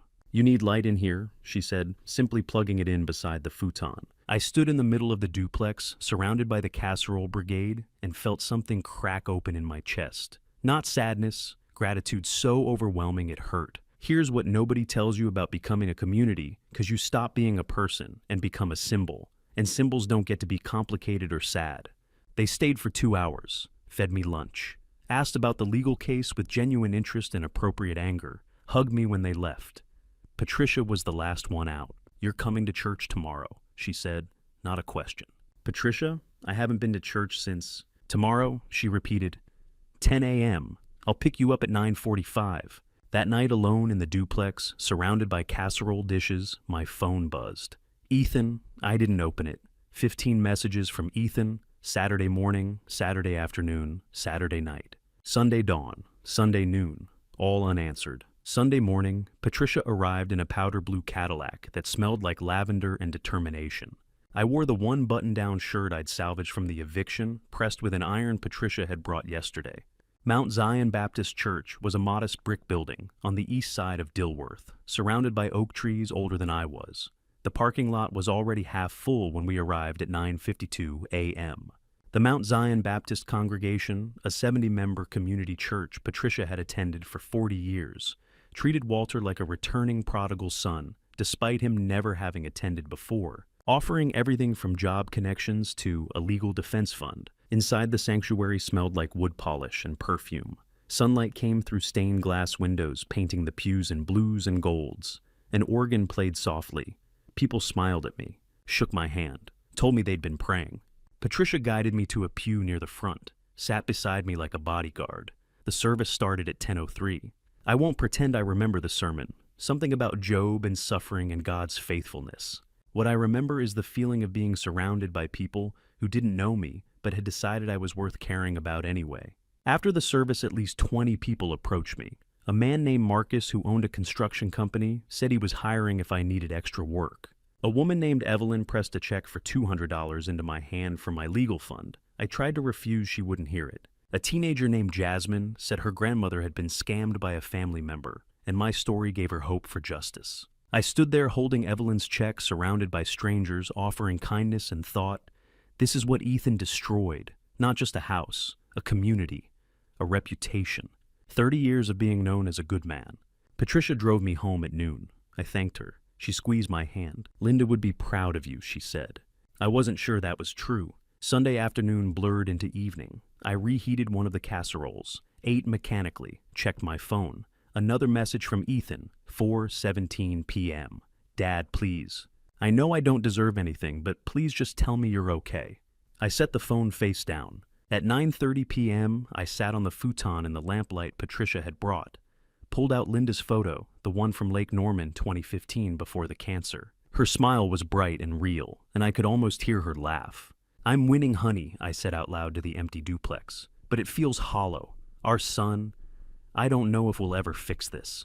The tears came without warning, 10 days of holding everything together, and Linda's photographed smile finally broke me. I cried for the first time since September 23rd. Not the silent tears of shock, but deep body-shaking sobs that left me gasping. I cried for Linda, for Ethan, for the family we'd been, for the man I used to be, who believed love was enough to keep people good. I cried until I was empty. Then I wiped my face, set Linda's photo on the counter where I could see her, went to bed. Monday morning, I woke to find my phone flooded again, but not from Ethan. Detective Wagner had left a voicemail at 6:47 a.m. Mr. Kincaid, we need you to come to the station immediately. Brittany Lawson was arrested last night trying to board a flight to Costa Rica. There's been a development you need to hear in person. At 9 a.m. on day 11, someone knocked on my duplex door, and when I opened it, my son stood on the porch looking like he'd aged a decade in 11 days. Ethan was gaunt, unshaven, dark circles under his eyes like bruises. His hands were shaking. He wore the same jacket he'd worn the night of the eviction, but it hung differently now, like he'd lost weight, or lost something heavier than weight. Dad, he said. His voice cracked on the single syllable. I stood in the doorway, didn't open the screen door, just looked at him through the wire mesh that separated us. What do you want, Ethan? Not a question, a statement. He flinched, swallowed hard. I needed to see you, to tell you. You shouldn't be here, I said. I know. He looked down at his feet. I know I have no right, but Dad, please, just 5 minutes. I almost said no, almost closed the door, but something in his face, the complete destruction of the confident young man who'd kissed his wife under the porch light, made me hesitate. 5 minutes, I said, and I'm not opening this door. Ethan nodded. Okay. He looked past me into the duplex, saw the bare walls, the futon, the casserole dishes on the counter. His face crumpled. God, Dad, what did I do to you? I said nothing, waited. Ethan took a shaking breath. Brittany was arrested Saturday night, at the airport. She was trying to fly to Costa Rica with $47,000 in cash and a fake passport. Did you know that? I didn't, I said quietly, but I'm not surprised. I didn't know about the affair, Ethan said. His voice was raw. I swear to God, Dad, I didn't know. Not until Gerald Moretti showed me the photos. 52 times. In Mom's bed. while I was at work. The screen door between us was 3 feet of wire mesh, but it felt like the distance between planets close enough to see everything too far to reach. I'm sorry doesn't cover it, Ethan continued. I know that. There's no word big enough for what I did to you, but I need you to understand why. Why? I repeated. My voice was cold. You're going to explain why you threw me out of my own house 3 months after burying your mother. Ethan's hands clenched into fists. Not in anger, in anguish. I blamed you for surviving her dad. The words hung in the October air between us. Mom died and you were still here, Ethan said, tears streaming down his face now. And I hated that. I hated that she was gone and you got to keep living.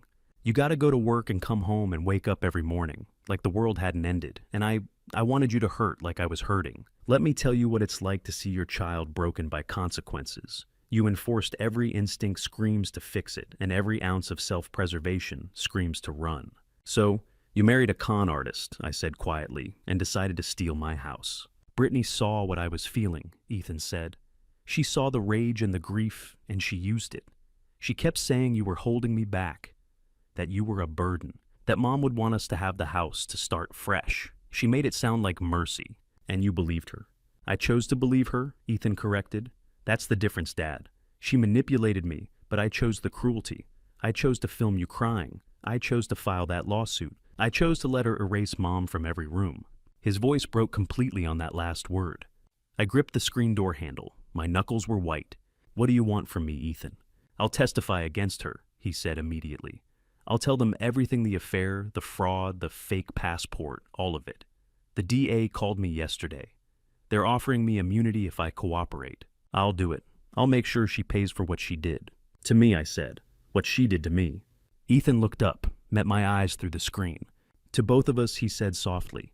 I wanted to open the door. Every cell in my body that remembered teaching him to ride a bike, to throw a baseball, to change a tire, every memory of the boy he'd been before Brittany, before grief. Before cruelty wanted to unlatch that screen and pull him inside and say, we'll fix this. But Linda's voice was there. Fight smart, Walter. Not angry, smart. Take the immunity deal, I said. Testify. Make sure she never does this to another family. Ethan's face lit up with hope. And then, can we fix this? Please, Dad. I'll do anything. I'll go to therapy. I'll make amends. Don't call me, I said. The hope died. Don't text me. Don't show up here. Don't ask Rosa or Dr. Miller or anyone else to check on me for you. Dad, in 1 year, I continued, my voice steady and firm. October 4th, 2026. You can call me. You can ask me that question again. Maybe by then, I'll know the answer. But right now, Ethan, I don't. When I said ask me in a year, Ethan's face crumpled like I'd struck him, and some part of me, the father part Linda had built, wanted to take it back. A year, Ethan whispered. A year, I confirmed. You need to learn that apologies don't erase consequences. That saying you're sorry doesn't mean I have to forgive you. That love doesn't mean I have to let you hurt me again. Ethan was crying openly now. Will that ever happen? Will you ever? I don't know, I said. Ask me in a year. We stood there for a long moment, father and son, 3 feet of wire mesh between us, everything broken, nothing resolved. Okay, Ethan finally said. Okay, 1 year. He turned to leave, stopped, looked back. For what it's worth, he said, his voice barely audible. Mom would be proud of you, for surviving, for fighting back, for not letting me destroy you. I hope so, I said quietly. Ethan walked to his car, got in, drove away down Euclid Avenue without looking back. I stood at the screen door until his taillights disappeared. Then I noticed movement across the yard. Patricia Russo stood at her window, silhouette backlit by her living room lamp. She'd been watching the whole time, protective, ready to intervene if needed. I raised one hand. She raised hers back. Then her curtain closed. I went inside, sat on the futon, stared at nothing. My phone buzzed. Michael Navarro, Walter Good News. DA wants to meet. They're offering Ethan immunity if he testifies against Brittany for multiple fraud charges. But there's something about the Costa Rica arrest you need to know. Can you come to my office at 2 p.m.? I stared at the text. Multiple fraud charges. Something about the arrest. Whatever Brittany had been running from was bigger than I'd imagined. I walked into courtroom 12B of the Mecklenburg County Courthouse on day 12, wearing a $47 suit from Goodwill. And when Judge Constance Mboya asked Mr. Kincaid, "Are you ready to proceed?" I realized I'd been ready since the night my son threw my life on the lawn. The courtroom smelled like old wood and institutional air conditioning. Judge Constance Mboya, a 22-year veteran of Mecklenburg County Civil Court, known for her sharp questioning and zero tolerance for fraud, looked at me over her reading glasses with an expression that said she'd seen this exact case too many times before. Michael Navarro sat beside me at the plaintiff's table, his case files organized with military precision. Across the aisle, Brittany Lawson wore a navy dress and a performance of innocence that would have been convincing if I didn't know what she'd done in Linda's bedroom 52 times. The gallery behind me held Rosa Dr. Miller, Patricia Russo, and Gerald Moretti, my people, the ones who'd shown up. And in the back row alone sat Ethan. I hadn't expected that. Our eyes met for half a second before I looked away. Judge Mboya reviewed the case summary. "Mr. Navarro, you may proceed." Michael stood. "Your Honor, this is a straightforward case of elder financial abuse disguised as a property dispute. Mr. Walter Kincaid, 58, lost his wife Linda to cancer on June 18, 2025. 3 months later, while grieving, he was illegally evicted by his son, Ethan Kincaid, and daughter-in-law, Brittany Lawson. They then filed a fraudulent quiet title lawsuit, claiming abandonment to steal a property worth $347,000. He laid out the evidence methodically, the 18-minute recording of the eviction, Gerald Moretti's 52 time-stamped photographs documenting Brittany's affair with contractor Kyle Kowalski, Brittany's criminal history identity theft fraud, charges across 3 states, the coordinated text messages pressuring me to sign away my rights. Brittany's attorney, a young man who looked uncomfortable with his client, tried to argue the eviction was a family matter, not criminal. Judge Mboya cut him off. Counselor fraud doesn't become legal just because it's committed by relatives. Then Michael called Ethan to the stand. "Here's what you need to know about watching your son testify on your behalf. In court, it should feel like victory, but mostly it feels like watching him confess at a funeral." Ethan looked pale as he was sworn in. He wouldn't look at Brittany, wouldn't look at me either, just stared at his hands. "Mr. Kincaid," Michael said gently, "can you tell the court about the events of September 23, 2025? Ethan's voice was quiet. "I evicted my father from his home, the home he'd lived in for 30 years, the home where my mother died 3 months earlier. And was your father given proper notice?" "No." "Did your father abandon the property as your lawsuit claimed?" "No, he was at work, at the pharmacy where he'd worked for 26 years. I knew his schedule. I chose that day because he wouldn't be there to stop me." The courtroom was silent. "Mr. Kincaid, why did you file the quiet title lawsuit?" Ethan finally looked up, met the judge's eyes. "The lawsuit was a lie. My father never abandoned the property. I evicted him while he was grieving my mother, and Brittany convinced me we could claim the house. I was wrong. He's the rightful owner." Brittany made a sound like a wounded animal. Her attorney touched her arm. She shook him off. Michael continued. "Were you aware of your wife's affair with Kyle Kowalski?" "No, not until last week when Mr. Gerald Moretti showed me the evidence. 52 visits in my mother's bed, while I was at work." Michael nodded. "Thank you, Mr. Kincaid." Brittany's attorney tried cross-examination but had nothing. Ethan's testimony was too clear, too self-condemning. Judge Mboya called a 15-minute recess. I sat at the table not moving. Rosa squeezed my shoulder as she passed. Dr. Miller nodded at me. Patricia whispered, "Almost done, baby." When court resumed, Brittany took the stand. It was a mistake. Under questioning, she became defensive hostile, her mask slipping, to reveal the woman who'd kissed my son under the porch light after destroying my life. "Mr. Kincaid was a burden," she said. "He was holding Ethan back. We needed a fresh start. In a house you didn't own," Judge Mboya said. "We were his family, and he was yours," the judge interrupted. "Yet you documented his eviction on video. You filed false legal claims. You conducted an extramarital affair in his late wife's bedroom. Ms. Lawson, nothing you've said supports your case." 47 minutes.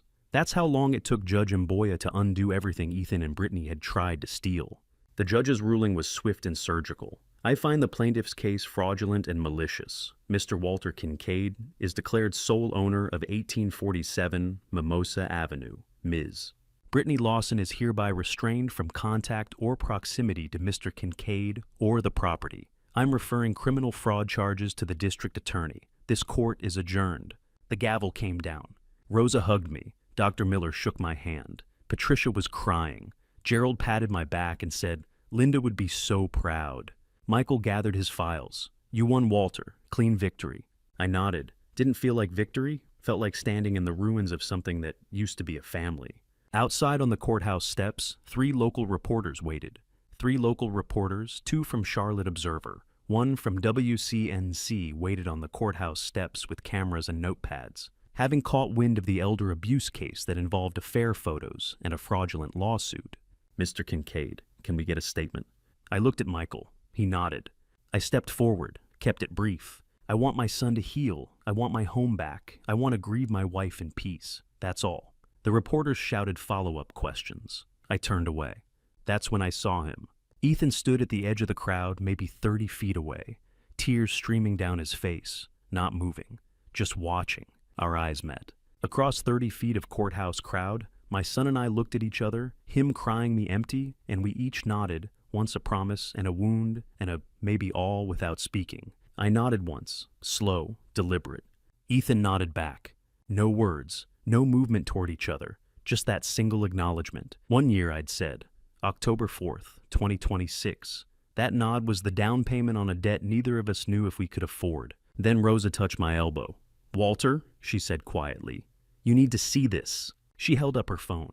The screen showed a TikTok video already at 2.3 million views. Someone had filmed my courthouse statement, my brief exhausted words, and in the background, clearly visible, was Ethan crying. The caption read, "Father sets boundary with son who tried to steal his house. This is how you fight with dignity." The comments were flooded, thousands of them. People sharing their own stories of family betrayal. Parents who'd been scammed by children. Siblings who'd stolen inheritances. Strangers thanking me for showing them it was possible to survive. I stared at the screen. Walter, Rosa said this went viral. People are seeing this everywhere. I looked up. Past Rosa, past the reporters, past the courthouse. Ethan was gone. I handed Rosa her phone back. Let's go home, I said. Home. The word felt strange, foreign, like trying on clothes that used to fit. But I said it anyway. Because in 47 minutes, Judge Mboya had given me back the house on Mimosa Avenue. Now, I had to figure out how to make it home again. 13 days after my son threw my life on the lawn, I stood on the porch of 1847 Mimosa Avenue holding a new set of keys, and the house that had been mine for 30 years suddenly felt like a crime scene I was being asked to investigate. The keys were unfamiliar, new locks courtesy of Judge Mboya's order. The house looked the same, from the outside white siding, Linda's blue shutters. The porch swing we'd hung in 2003, but something was wrong. I could feel it before I even turned the key. Inside, the air smelled different. Not Linda's vanilla candles or her lavender sachets. Something sharper, foreign. I walked through the living room first. The furniture was mine, but the arrangement was wrong. The couch faced the wrong direction. Linda's reading chair was gone. I found it later in the garage, one leg broken. The photos on the mantel had been replaced with ones of Ethan and Brittany. I took them down, placed them face down on the coffee table. The kitchen was worse.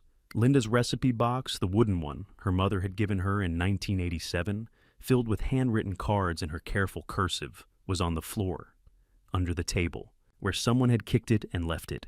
I knelt down, picked it up. Dust covered the lid. Let me tell you what it's like to walk through your own house after someone else has lived in it. Every room is both familiar and violated, like coming home to find a stranger wearing your dead wife's clothes. I carried the recipe box to the counter, opened it. Most of the cards were still there, pot roast chocolate chip cookies, her mother's cornbread, but some were missing. The ones she'd marked with stars, her favorites.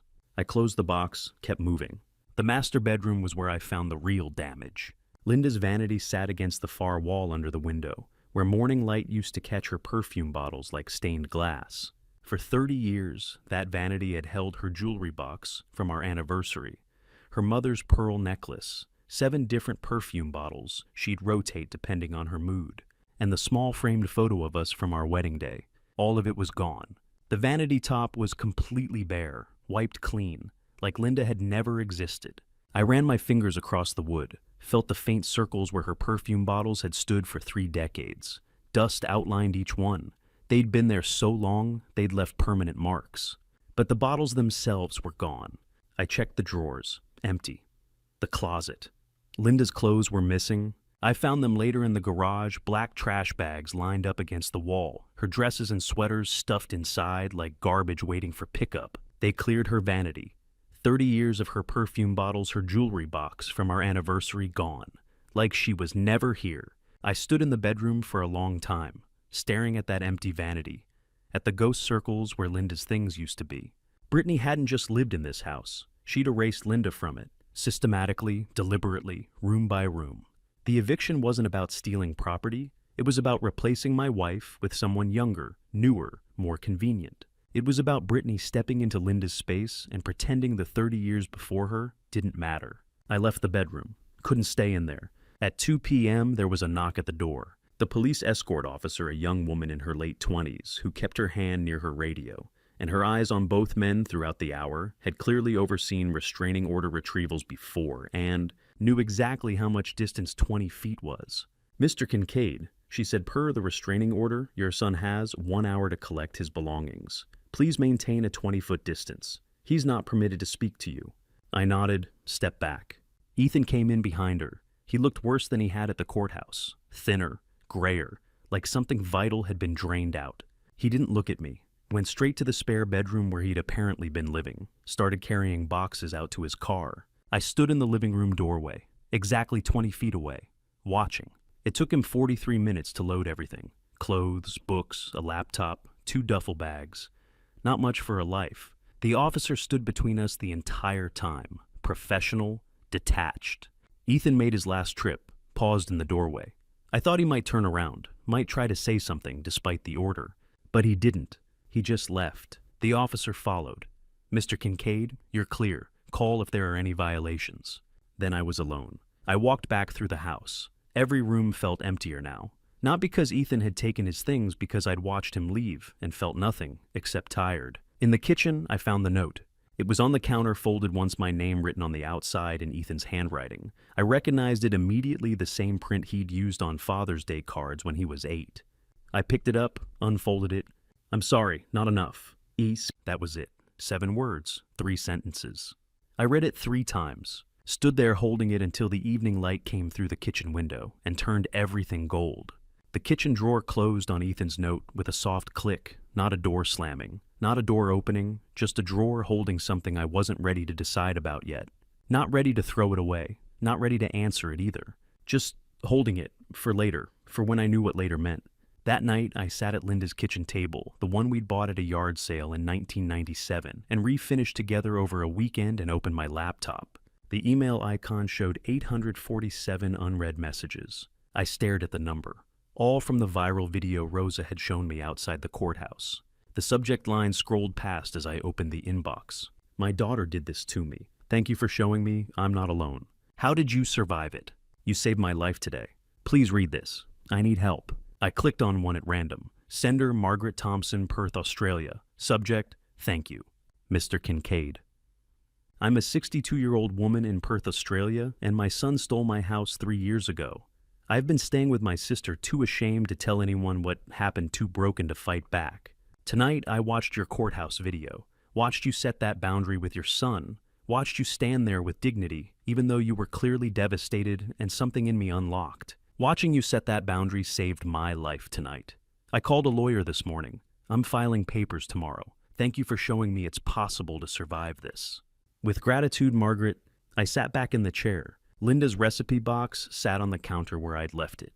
Ethan's note was in the drawer. My house was mine again legally, but it felt like someone else's crime scene. And 846 more emails waited. From strangers who'd seen my worst day and called it hope.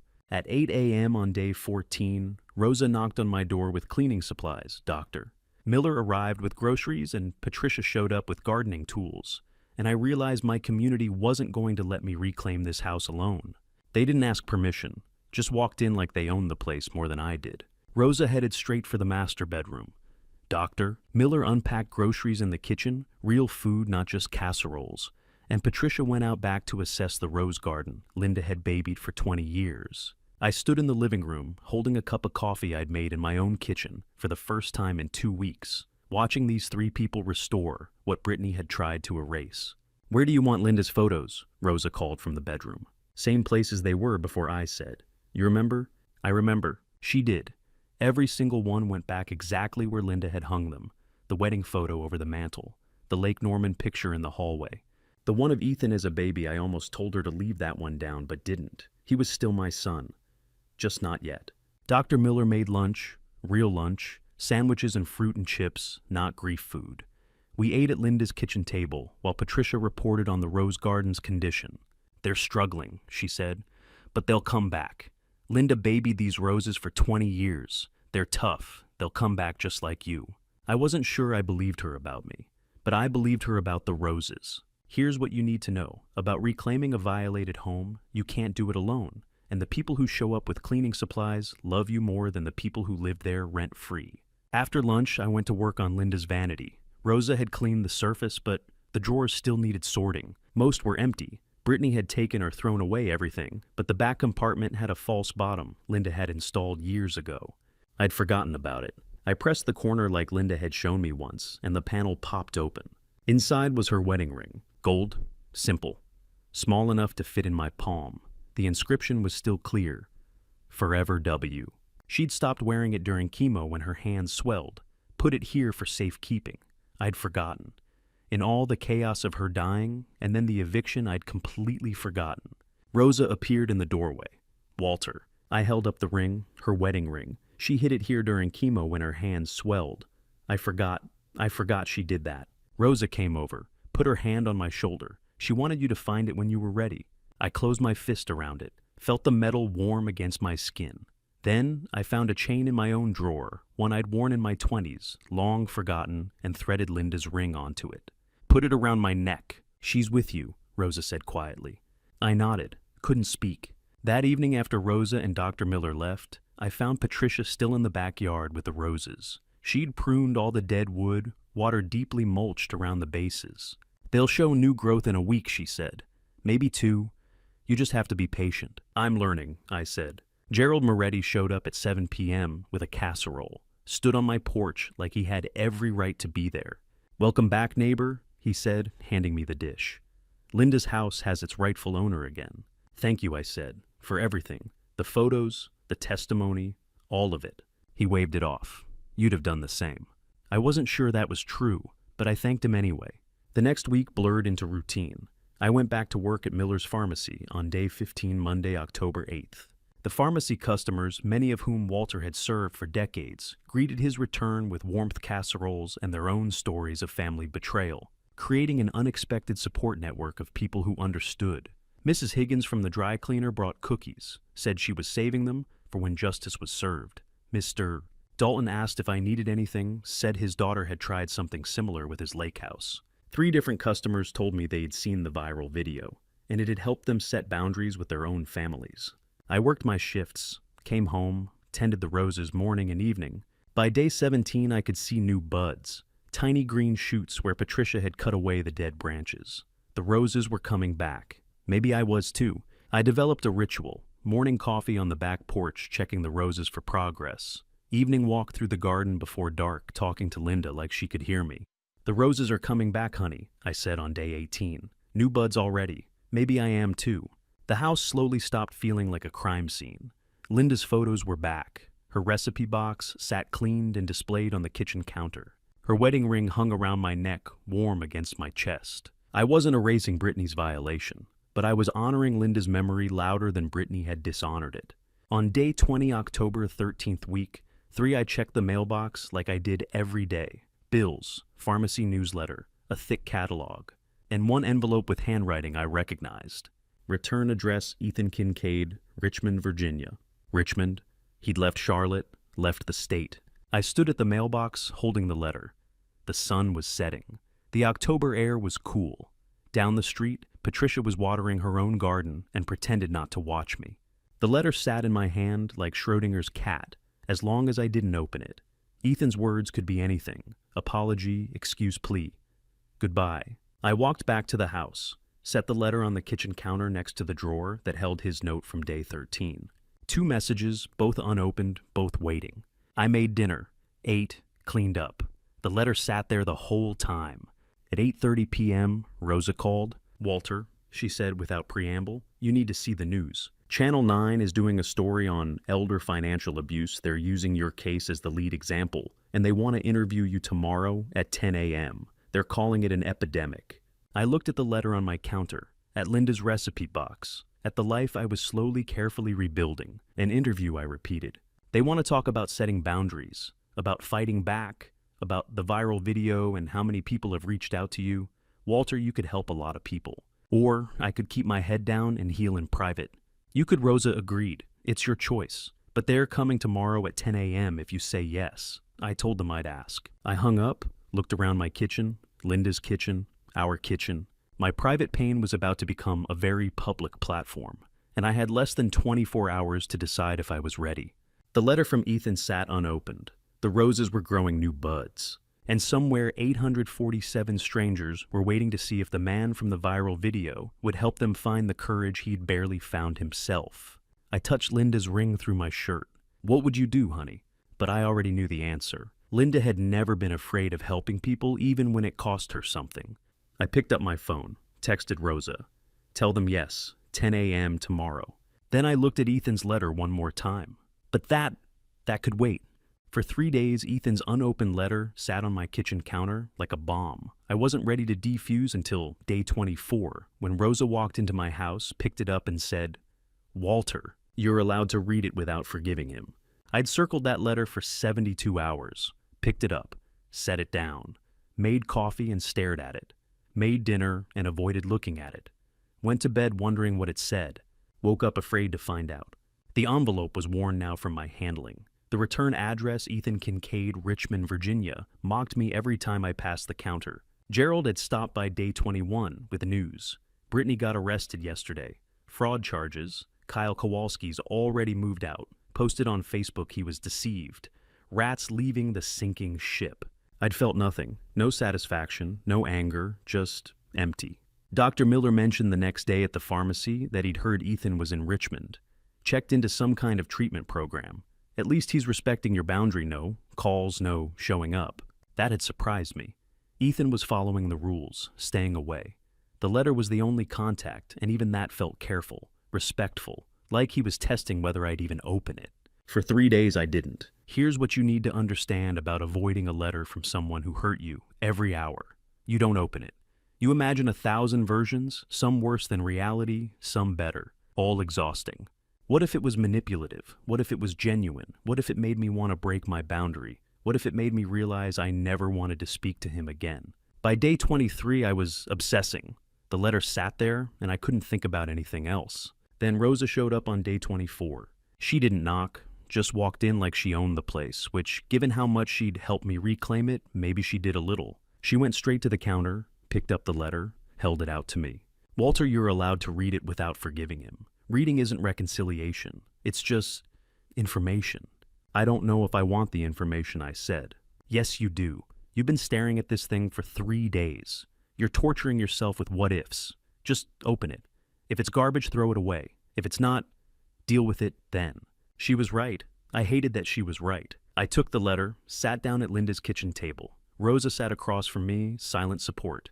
I tore open the envelope. 3 pages, handwritten. Ethan's familiar print, the same careful letters he'd used since elementary school. When I started reading, Dad, I'm not asking you to forgive me. I'm not asking you to contact me. I'm writing this because my therapist says I need to take accountability without expecting anything in return. So, here it is. I blamed you for surviving Mom. That's the truth therapy helped me see. She died, and you were still here going to work, coming home existing, like the world hadn't ended. I hated you for that. Not because you did anything wrong, because you kept living when she couldn't. Brittany saw that rage and used it. She'd say things like, your dad's holding you back, or Linda would want you to have the house, or he's grieving wrong. She turned my anger into a weapon. But here's what I'm learning, she didn't make me cruel. I chose that. I chose to film you crying. I chose to file that lawsuit. I chose to let her erase Mom from every room. I'm 90 days sober now. I didn't tell you I had a problem with alcohol because I didn't want to admit it to myself. But I was drinking every day after Mom died, sometimes starting at noon, always finishing after midnight. Brittany encouraged it, said I deserved to relax. Therapy's showing me she was isolating me, making me dependent, setting me up for the fraud. But I let her. Every single time I let her. I'm in Richmond doing intensive therapy and a sobriety program. I won't contact you until October 4th, 2026 like you asked. You owe me nothing, Dad. Not forgiveness, not reconciliation, not even this letter getting read. I just needed you to know I'm doing the work, whether you're there at the end of it or not. I'm sorry doesn't cover what I did, but I'm sorry anyway. Ethan, I read it twice, then a third time. 90 days sober, 3 pages handwritten, 0 requests for contact. My son was doing the work whether I forgave him or not. Rosa sat quietly across from me waiting. He's in therapy, I said finally, and sober, 90 days. That's good, Rosa said softly. That's really good, Walter. He's not asking me to forgive him. No, he's not. I folded the letter, looked at Linda's photo on the counter, the Lake Norman picture from 2015 before the cancer. Can't forgive him yet, honey, I said to her. But I don't hate him anymore either. Is that progress? The tears came again, quieter than the first time, less like breaking, and more like letting go of something I'd been holding too tightly. Rosa reached across the table, squeezed my hand. That's progress, she said. I wiped my face, opened the kitchen drawer where I had placed his first note. I'm sorry, not enough. And added the 3-page letter beside it. 2 pieces of my son's remorse. Not enough to erase what he'd done, but enough to show he was trying. I closed the drawer. Rosa stayed for another hour. We didn't talk about the letter, just sat there drinking coffee, comfortable in the silence. After she left, I made dinner, tended the rose bushes, new buds everywhere, now green and promising. Came back inside as the October evening turned dark. I was washing dishes when my phone rang. Unknown number. I almost didn't answer, but something made me pick up. Is this Walter Kincaid? Yes. Mr. Kincaid, this is Jessica Gallagher from Atlantic Coast Living Magazine. Jessica Gallagher, a senior writer for Atlantic Coast Living Magazine, with a calm, empathetic voice. Specialized in human interest stories about resilience and had been following Walter's viral courthouse moment for 2 weeks. I'm calling because we're doing a feature story on family resilience after betrayal, she continued. Your courthouse video has inspired thousands of people, the boundary you set, the dignity you showed. We'd love to interview you for our November issue. We pay $2,500 for the interview and photo shoot. I looked around my kitchen, at Linda's recipe box on the counter, at her photo, at the drawer holding Ethan's letters, at the house I'd fought to reclaim. $2,500. That was a month and a half of pharmacy paychecks. That was breathing room. That was security. But it was also my private pain on display, my son's worst moment, Linda's memory packaged for strangers to consume. Mr. Kincaid, Jessica said, I know this is a lot to consider. You don't have to decide right now, but I want you to know 3 people reached out to us after seeing your video. They said watching you set that boundary saved their lives. Literally. They were planning to give up, and you showed them it was possible to survive. I touched Linda's ring through my shirt, felt the metal warm against my chest. What would you do, honey? But I already knew. Linda had never been afraid of helping people even when it cost her something. Ms. Gallagher, I said slowly, can I ask what the interview would involve? We'd come to your home, she said. Take photos in the house, the garden, wherever feels right to you. Ask about your marriage, the eviction, how you survived, what you'd tell others facing similar betrayals. It would be about 2 hours. The story would run in our November issue, reach about 400,000 readers. 400,000 people. I looked at Linda's photo again, the letter in the drawer, the roses growing outside. Okay, I said, let's do it. When Jessica Gallagher knocked on my door on day 26 with a camera notebook and kind smile, my first thought was, why would anyone care about a 58-year-old pharmacy tech who got his house back? She stood on my porch, the same porch where Ethan had stood 12 days ago, gaunt and apologizing. But Jessica's presence felt different, purposeful rather than painful. Mr. Kincaid, she said, thank you for agreeing to this. I'm still not sure why you'd want to, I said honestly. I'm just a pharmacy tech who got evicted and fought back. There are probably thousands of stories like mine. Jessica tilted her head slightly. Mr. Kincaid, you set a boundary with your own son. That's the hardest thing a parent can do, and thousands of people need to see it's possible. I let her in. For the next 2 hours, I told my story. Jessica asked questions gently but directly about Linda, about our 30 years together, about the eviction night, about discovering Brittany's affair, about the lawsuit, about setting the 1-year boundary with Ethan. She photographed me in the rose garden. Linda's wedding ring was visible on the chain around my neck. The The ring around your neck, Jessica said softly. Can you tell me about that? My wife Linda's wedding ring, I said. She hid it during chemo and her hands swelled. I found it after I got the house back. It reminds me what I was fighting for. Jessica wrote that down carefully. Let me tell you what it's like to have your worst moment published in a magazine, terrifying and liberating at once. Like standing naked in public, but realizing no one's pointing and laughing, they're nodding in recognition. After photographing me, Jessica interviewed Rosa at the pharmacy, then Dr. Miller, then Gerald Moretti, finally Patricia Russo at Mount Zion Baptist. When she came back that evening to review, she read me Rosa's quote, "Walter didn't seek revenge, he sought survival. There's a difference, and elder abuse victims need to know they're allowed to choose themselves." I sat there holding the words in my mind. Survival, not revenge. That's exactly what it had been. But I'd never articulated it that way. Before Jessica left, she handed me an envelope, the $2,500 payment. This will run in our November issue, she said, both print and online. We reach about 400,000 readers monthly. I think your story's going to help a lot of people, Mr. Kincaid. I hope so, I said quietly.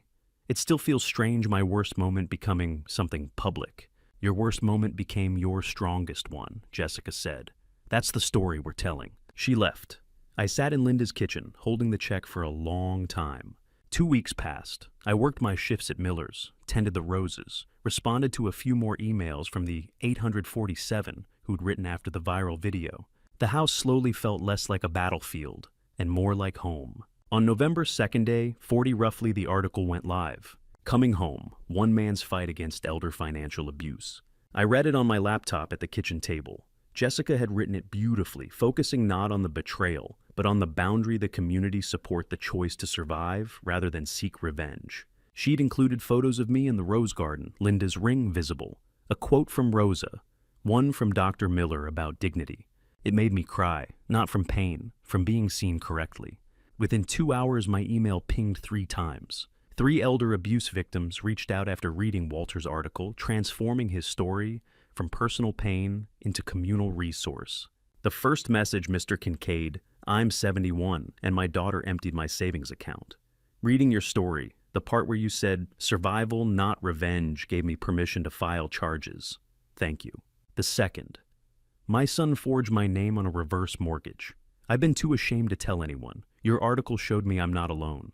Can you recommend a lawyer? The third, I'm 63. My nephew stole my mother's house after she died, and I've been homeless for 6 months. Seeing that you got your house back, it gave me hope. What do I do first? 3 messages, 3 strangers, 3 families broken by the same thing that broke mine.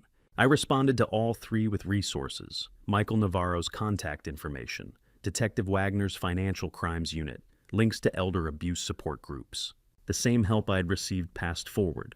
That afternoon, Rosa showed up with a framed copy of the article. We're hanging this at the pharmacy, she said. You're helping people you'll never meet.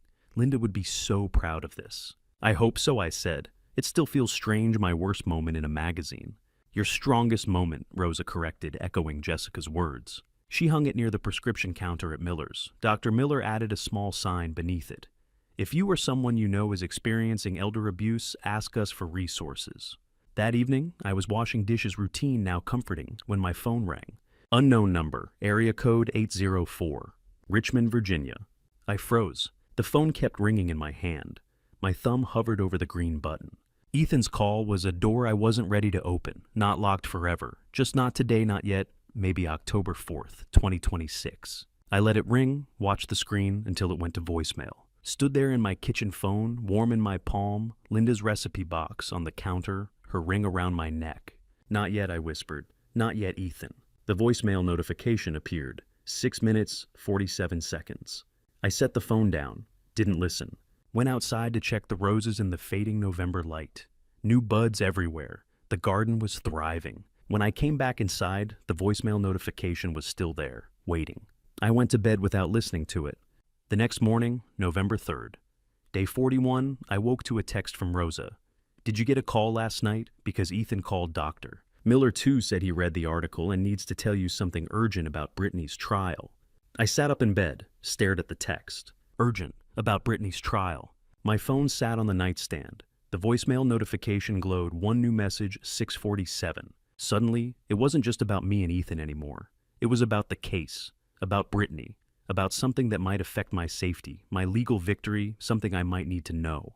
I picked up the phone, stared at the voicemail. My finger hovered over the play button, but I didn't press it. Not yet. I texted Rosa back. What did he tell Dr. Miller? Her response came immediately. He wouldn't say details, just that it's about Brittany's trial, and you need to hear it directly from him. He sounded scared, Walter. Not manipulative, scared. I looked at Linda's photo on my nightstand, the one from Lake Norman 2015. What do I do, honey? But Linda wasn't there to answer.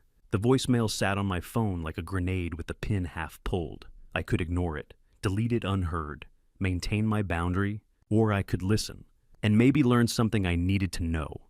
I got dressed, made coffee, sat at the kitchen table with the phone in front of me. The article was still open on my laptop coming home. 400,000 readers, 3 abuse victims asking for help, my story helping strangers, and my son 6 minutes and 47 seconds away with urgent information about the woman who'd tried to destroy me. I touched Linda's ring through my shirt. Survival, not revenge. But survival meant staying informed, meant knowing if there was a threat. I picked up the phone, stared at the voicemail one more time. Then Rosa knocked on my door. On day 43, I woke up at 6:47 a.m., and my first thought wasn't about the eviction, the lawsuit, or my son. It was about whether I had enough coffee for the week, and that's how I knew I was finally healing. The morning light came through my bedroom window, my bedroom in my house on Mimosa Avenue, and I lay there for a moment just breathing. No panic, no grief spiral. Just the quiet awareness that I needed to pick up coffee on my way home from work. That's what healing felt like. Mundane, boring, beautiful. I made breakfast, tended the roses full of blooms now thriving, drove to Miller's Pharmacy and clocked in at 8 a.m. like I had for 30 years. Dr. Miller found me restocking the blood pressure medications around 10:30. Walter, he said, do you have a minute? My office. I followed him back, sat down in the chair across from his desk, the same chair where I'd sat through his father's death, through the pandemic, through 1,000 ordinary workdays. He slid a folder across the desk. Walter, I want to offer you a 20% partnership in the pharmacy. I stared at the folder, didn't open it. Harrison the First. 30 years you've been here, he continued. Through my father's illness, the pandemic, everything. You've kept this place running when I couldn't. You've earned this. And after watching what you survived these past 6 weeks, Walter, you've spent 43 days reclaiming your home. Let's make your work feel like home too. I opened the folder. Partnership agreement, 20% stake, profit sharing, my name on the business license. I don't know what to say, I managed. Say yes, Dr. Miller said, smiling. Here's what you need to know about healing from trauma. It doesn't announce itself with trumpets. It whispers in the mundane moment. You realize you're thinking about grocery lists instead of survival. I said yes. We shook hands, signed papers. By 11 a.m., I was a business owner, a partner, not just an employee who could be discarded, someone with equity, with value, with a stake in something that mattered. After 30 years of being treated like disposable labor in my own family, Dr. Miller had just made me indispensable in my workplace. I worked the rest of my shift in a daze of quiet pride. At 1 p.m., Rosa texted lunch usual spot. I met her at the diner on Euclid Avenue. She was already in our booth, 2 waters on the table. So, she said as I sat down, you're a business owner now. Dr. Miller texted me. Apparently, I said, still doesn't feel real. It's real, and you deserve it. We ordered, made small talk. But there was something in the air between us, something unspoken but present. Rosa reached across the table, touched my hand lightly. Walter, she said quietly, we could try this, if you wanted. I looked at her, at this woman who'd shown up with cleaning supplies and refused to let me reclaim my house alone, who'd sat with me while I cried, who'd become the steadiest presence in my life. Rosa and I sat across from each other in that diner booth, and we both knew what could happen, and we both chose what we needed instead of what we wanted. And somehow, that felt more loving than a kiss ever could. I turned my hand over, squeezed hers gently, then let go. I think we could, I said. But I also think I need my best friend more than I need a romance, and I don't want to risk losing what we have. Rosa smiled, not disappointed, relieved. Me too, she said. God, me too. What we have, it saved my life these past 6 weeks. Mine too. We ate lunch, laughed, made plans to help Patricia with her church fundraiser. The moment passed, and we were still us, just clearer about what us meant. After lunch, I drove to Sharon Memorial Park Cemetery. I'd been avoiding it. 43 days of reclaiming my house, my work, my life, but I hadn't been back to Linda's grave since the funeral in June. I brought roses from the garden, the ones she'd planted, the ones that had survived Brittany's neglect and my absence and everything else. Her headstone was simple. Linda Marie Kincaid, 1967 to 2023. Beloved wife and mother. I knelt down, placed the roses against the stone. "Honey," I said out loud, "I'm not the man you married. I'm not even the man who lost you. I'm whoever comes next, and I think you'd tell me that's okay. I think you'd tell me to live." The wind moved through the cemetery trees. November air cool and clean. I stayed there for a while, talking to her, telling her about the partnership, about Rosa, about Ethan's letter and the boundary I'd set, about the magazine article and the 3 strangers who had asked for help. I told her I was healing, and for the first time since she died, I felt like she wasn't gone, just different, present in memory rather than body, still with me, but not in a way that kept me trapped. "I miss you," I said finally, "but I think I'm going to be okay." I stood up, touched the headstone one more time, walked back to my car. Instead of driving straight home, I took the long way through Dilworth, past the historic homes Linda and I used to walk by on Sunday afternoons, past Mount Zion Baptist where Patricia had taken me, past Miller's Pharmacy where my name was now on the partnership papers. The autumn leaves falling on Dilworth's historic streets weren't dying. They were letting go, making space for whatever came next, and I finally understood that's what healing looks like. When I got home, I checked the mailbox out of habit. Bills, a pharmacy supply catalog, and one envelope with no return address. But I recognized the handwriting immediately. Ethan's! I stood at the mailbox for a long moment. Then I opened it. Inside was a single sheet of paper, no letter, just a date, a time, and an address. October 4th, 2026, 10 a.m., 347, Monument Avenue, Richmond, Virginia. At the bottom in his careful handwriting, "If you want to." No pressure, just if you want to. 1 year, just like I promised. I folded the paper, looked at the date again. October 4th, 2026. Exactly 1 year from the day I'd set the boundary. The day I told him to ask me again in 12 months. He was honoring it, respecting it, not pushing, not begging, not violating, just offering. I walked back to my house, set the paper on the kitchen counter next to Linda's recipe box, next to the drawer that held his 2 letters. I didn't know yet if I'd go. October 4th, 2026 was still 11 months away. 11 months to keep healing. 11 months to decide if whoever comes next included space for a son who destroyed me and then spent a year rebuilding himself. But I knew one thing for certain: the boundary was holding. And so was the possibility. I made dinner, tended the roses in the fading November light, sat at Linda's table with a cup of coffee and the partnership papers Dr. Miller had given me. On day 43, I woke up thinking about coffee. By day 43 evening, I was thinking about the future, not with certainty, not with answers, but with something I hadn't felt in a long time. Peace. Not happiness, not triumph, not closure. Just peace. And for now, that was enough. I've had time to look back at everything, and if there's one thing I wish I had understood sooner, it's this: don't give blind trust just because someone is family. In my family story, I confused love with endurance. I thought silence meant sacrifice, that patience meant preserving peace. But it doesn't. Staying silent in the face of wrongdoing only allows it to grow. This isn't just a family story, it's a warning. If you ever see yourself in a situation like mine, don't follow my path. Set boundaries early. Protect your worth. As for dad revenge, I don't see it as revenge. I see it as reclaiming truth and dignity. But if we're being honest, yes, it became a form of dad revenge. A father with nothing left to lose, holding on to the only thing that still mattered: the truth. And if there's a lesson in all of this, it's this: kindness does not mean allowing yourself to be destroyed. In every family story, you still have the responsibility to protect your own life. I believe God sees everything, even when people try to hide behind lies. And in the end, justice doesn't come from anger, it comes from clarity and strength. This is my story, a dad revenge that didn't begin with hatred, but ended with awakening. Thank you for staying with me until the end of this journey. I'd truly like to hear your thoughts. What would you do if you were placed in a situation like this where your own family turned against you? Share your perspective in the comments.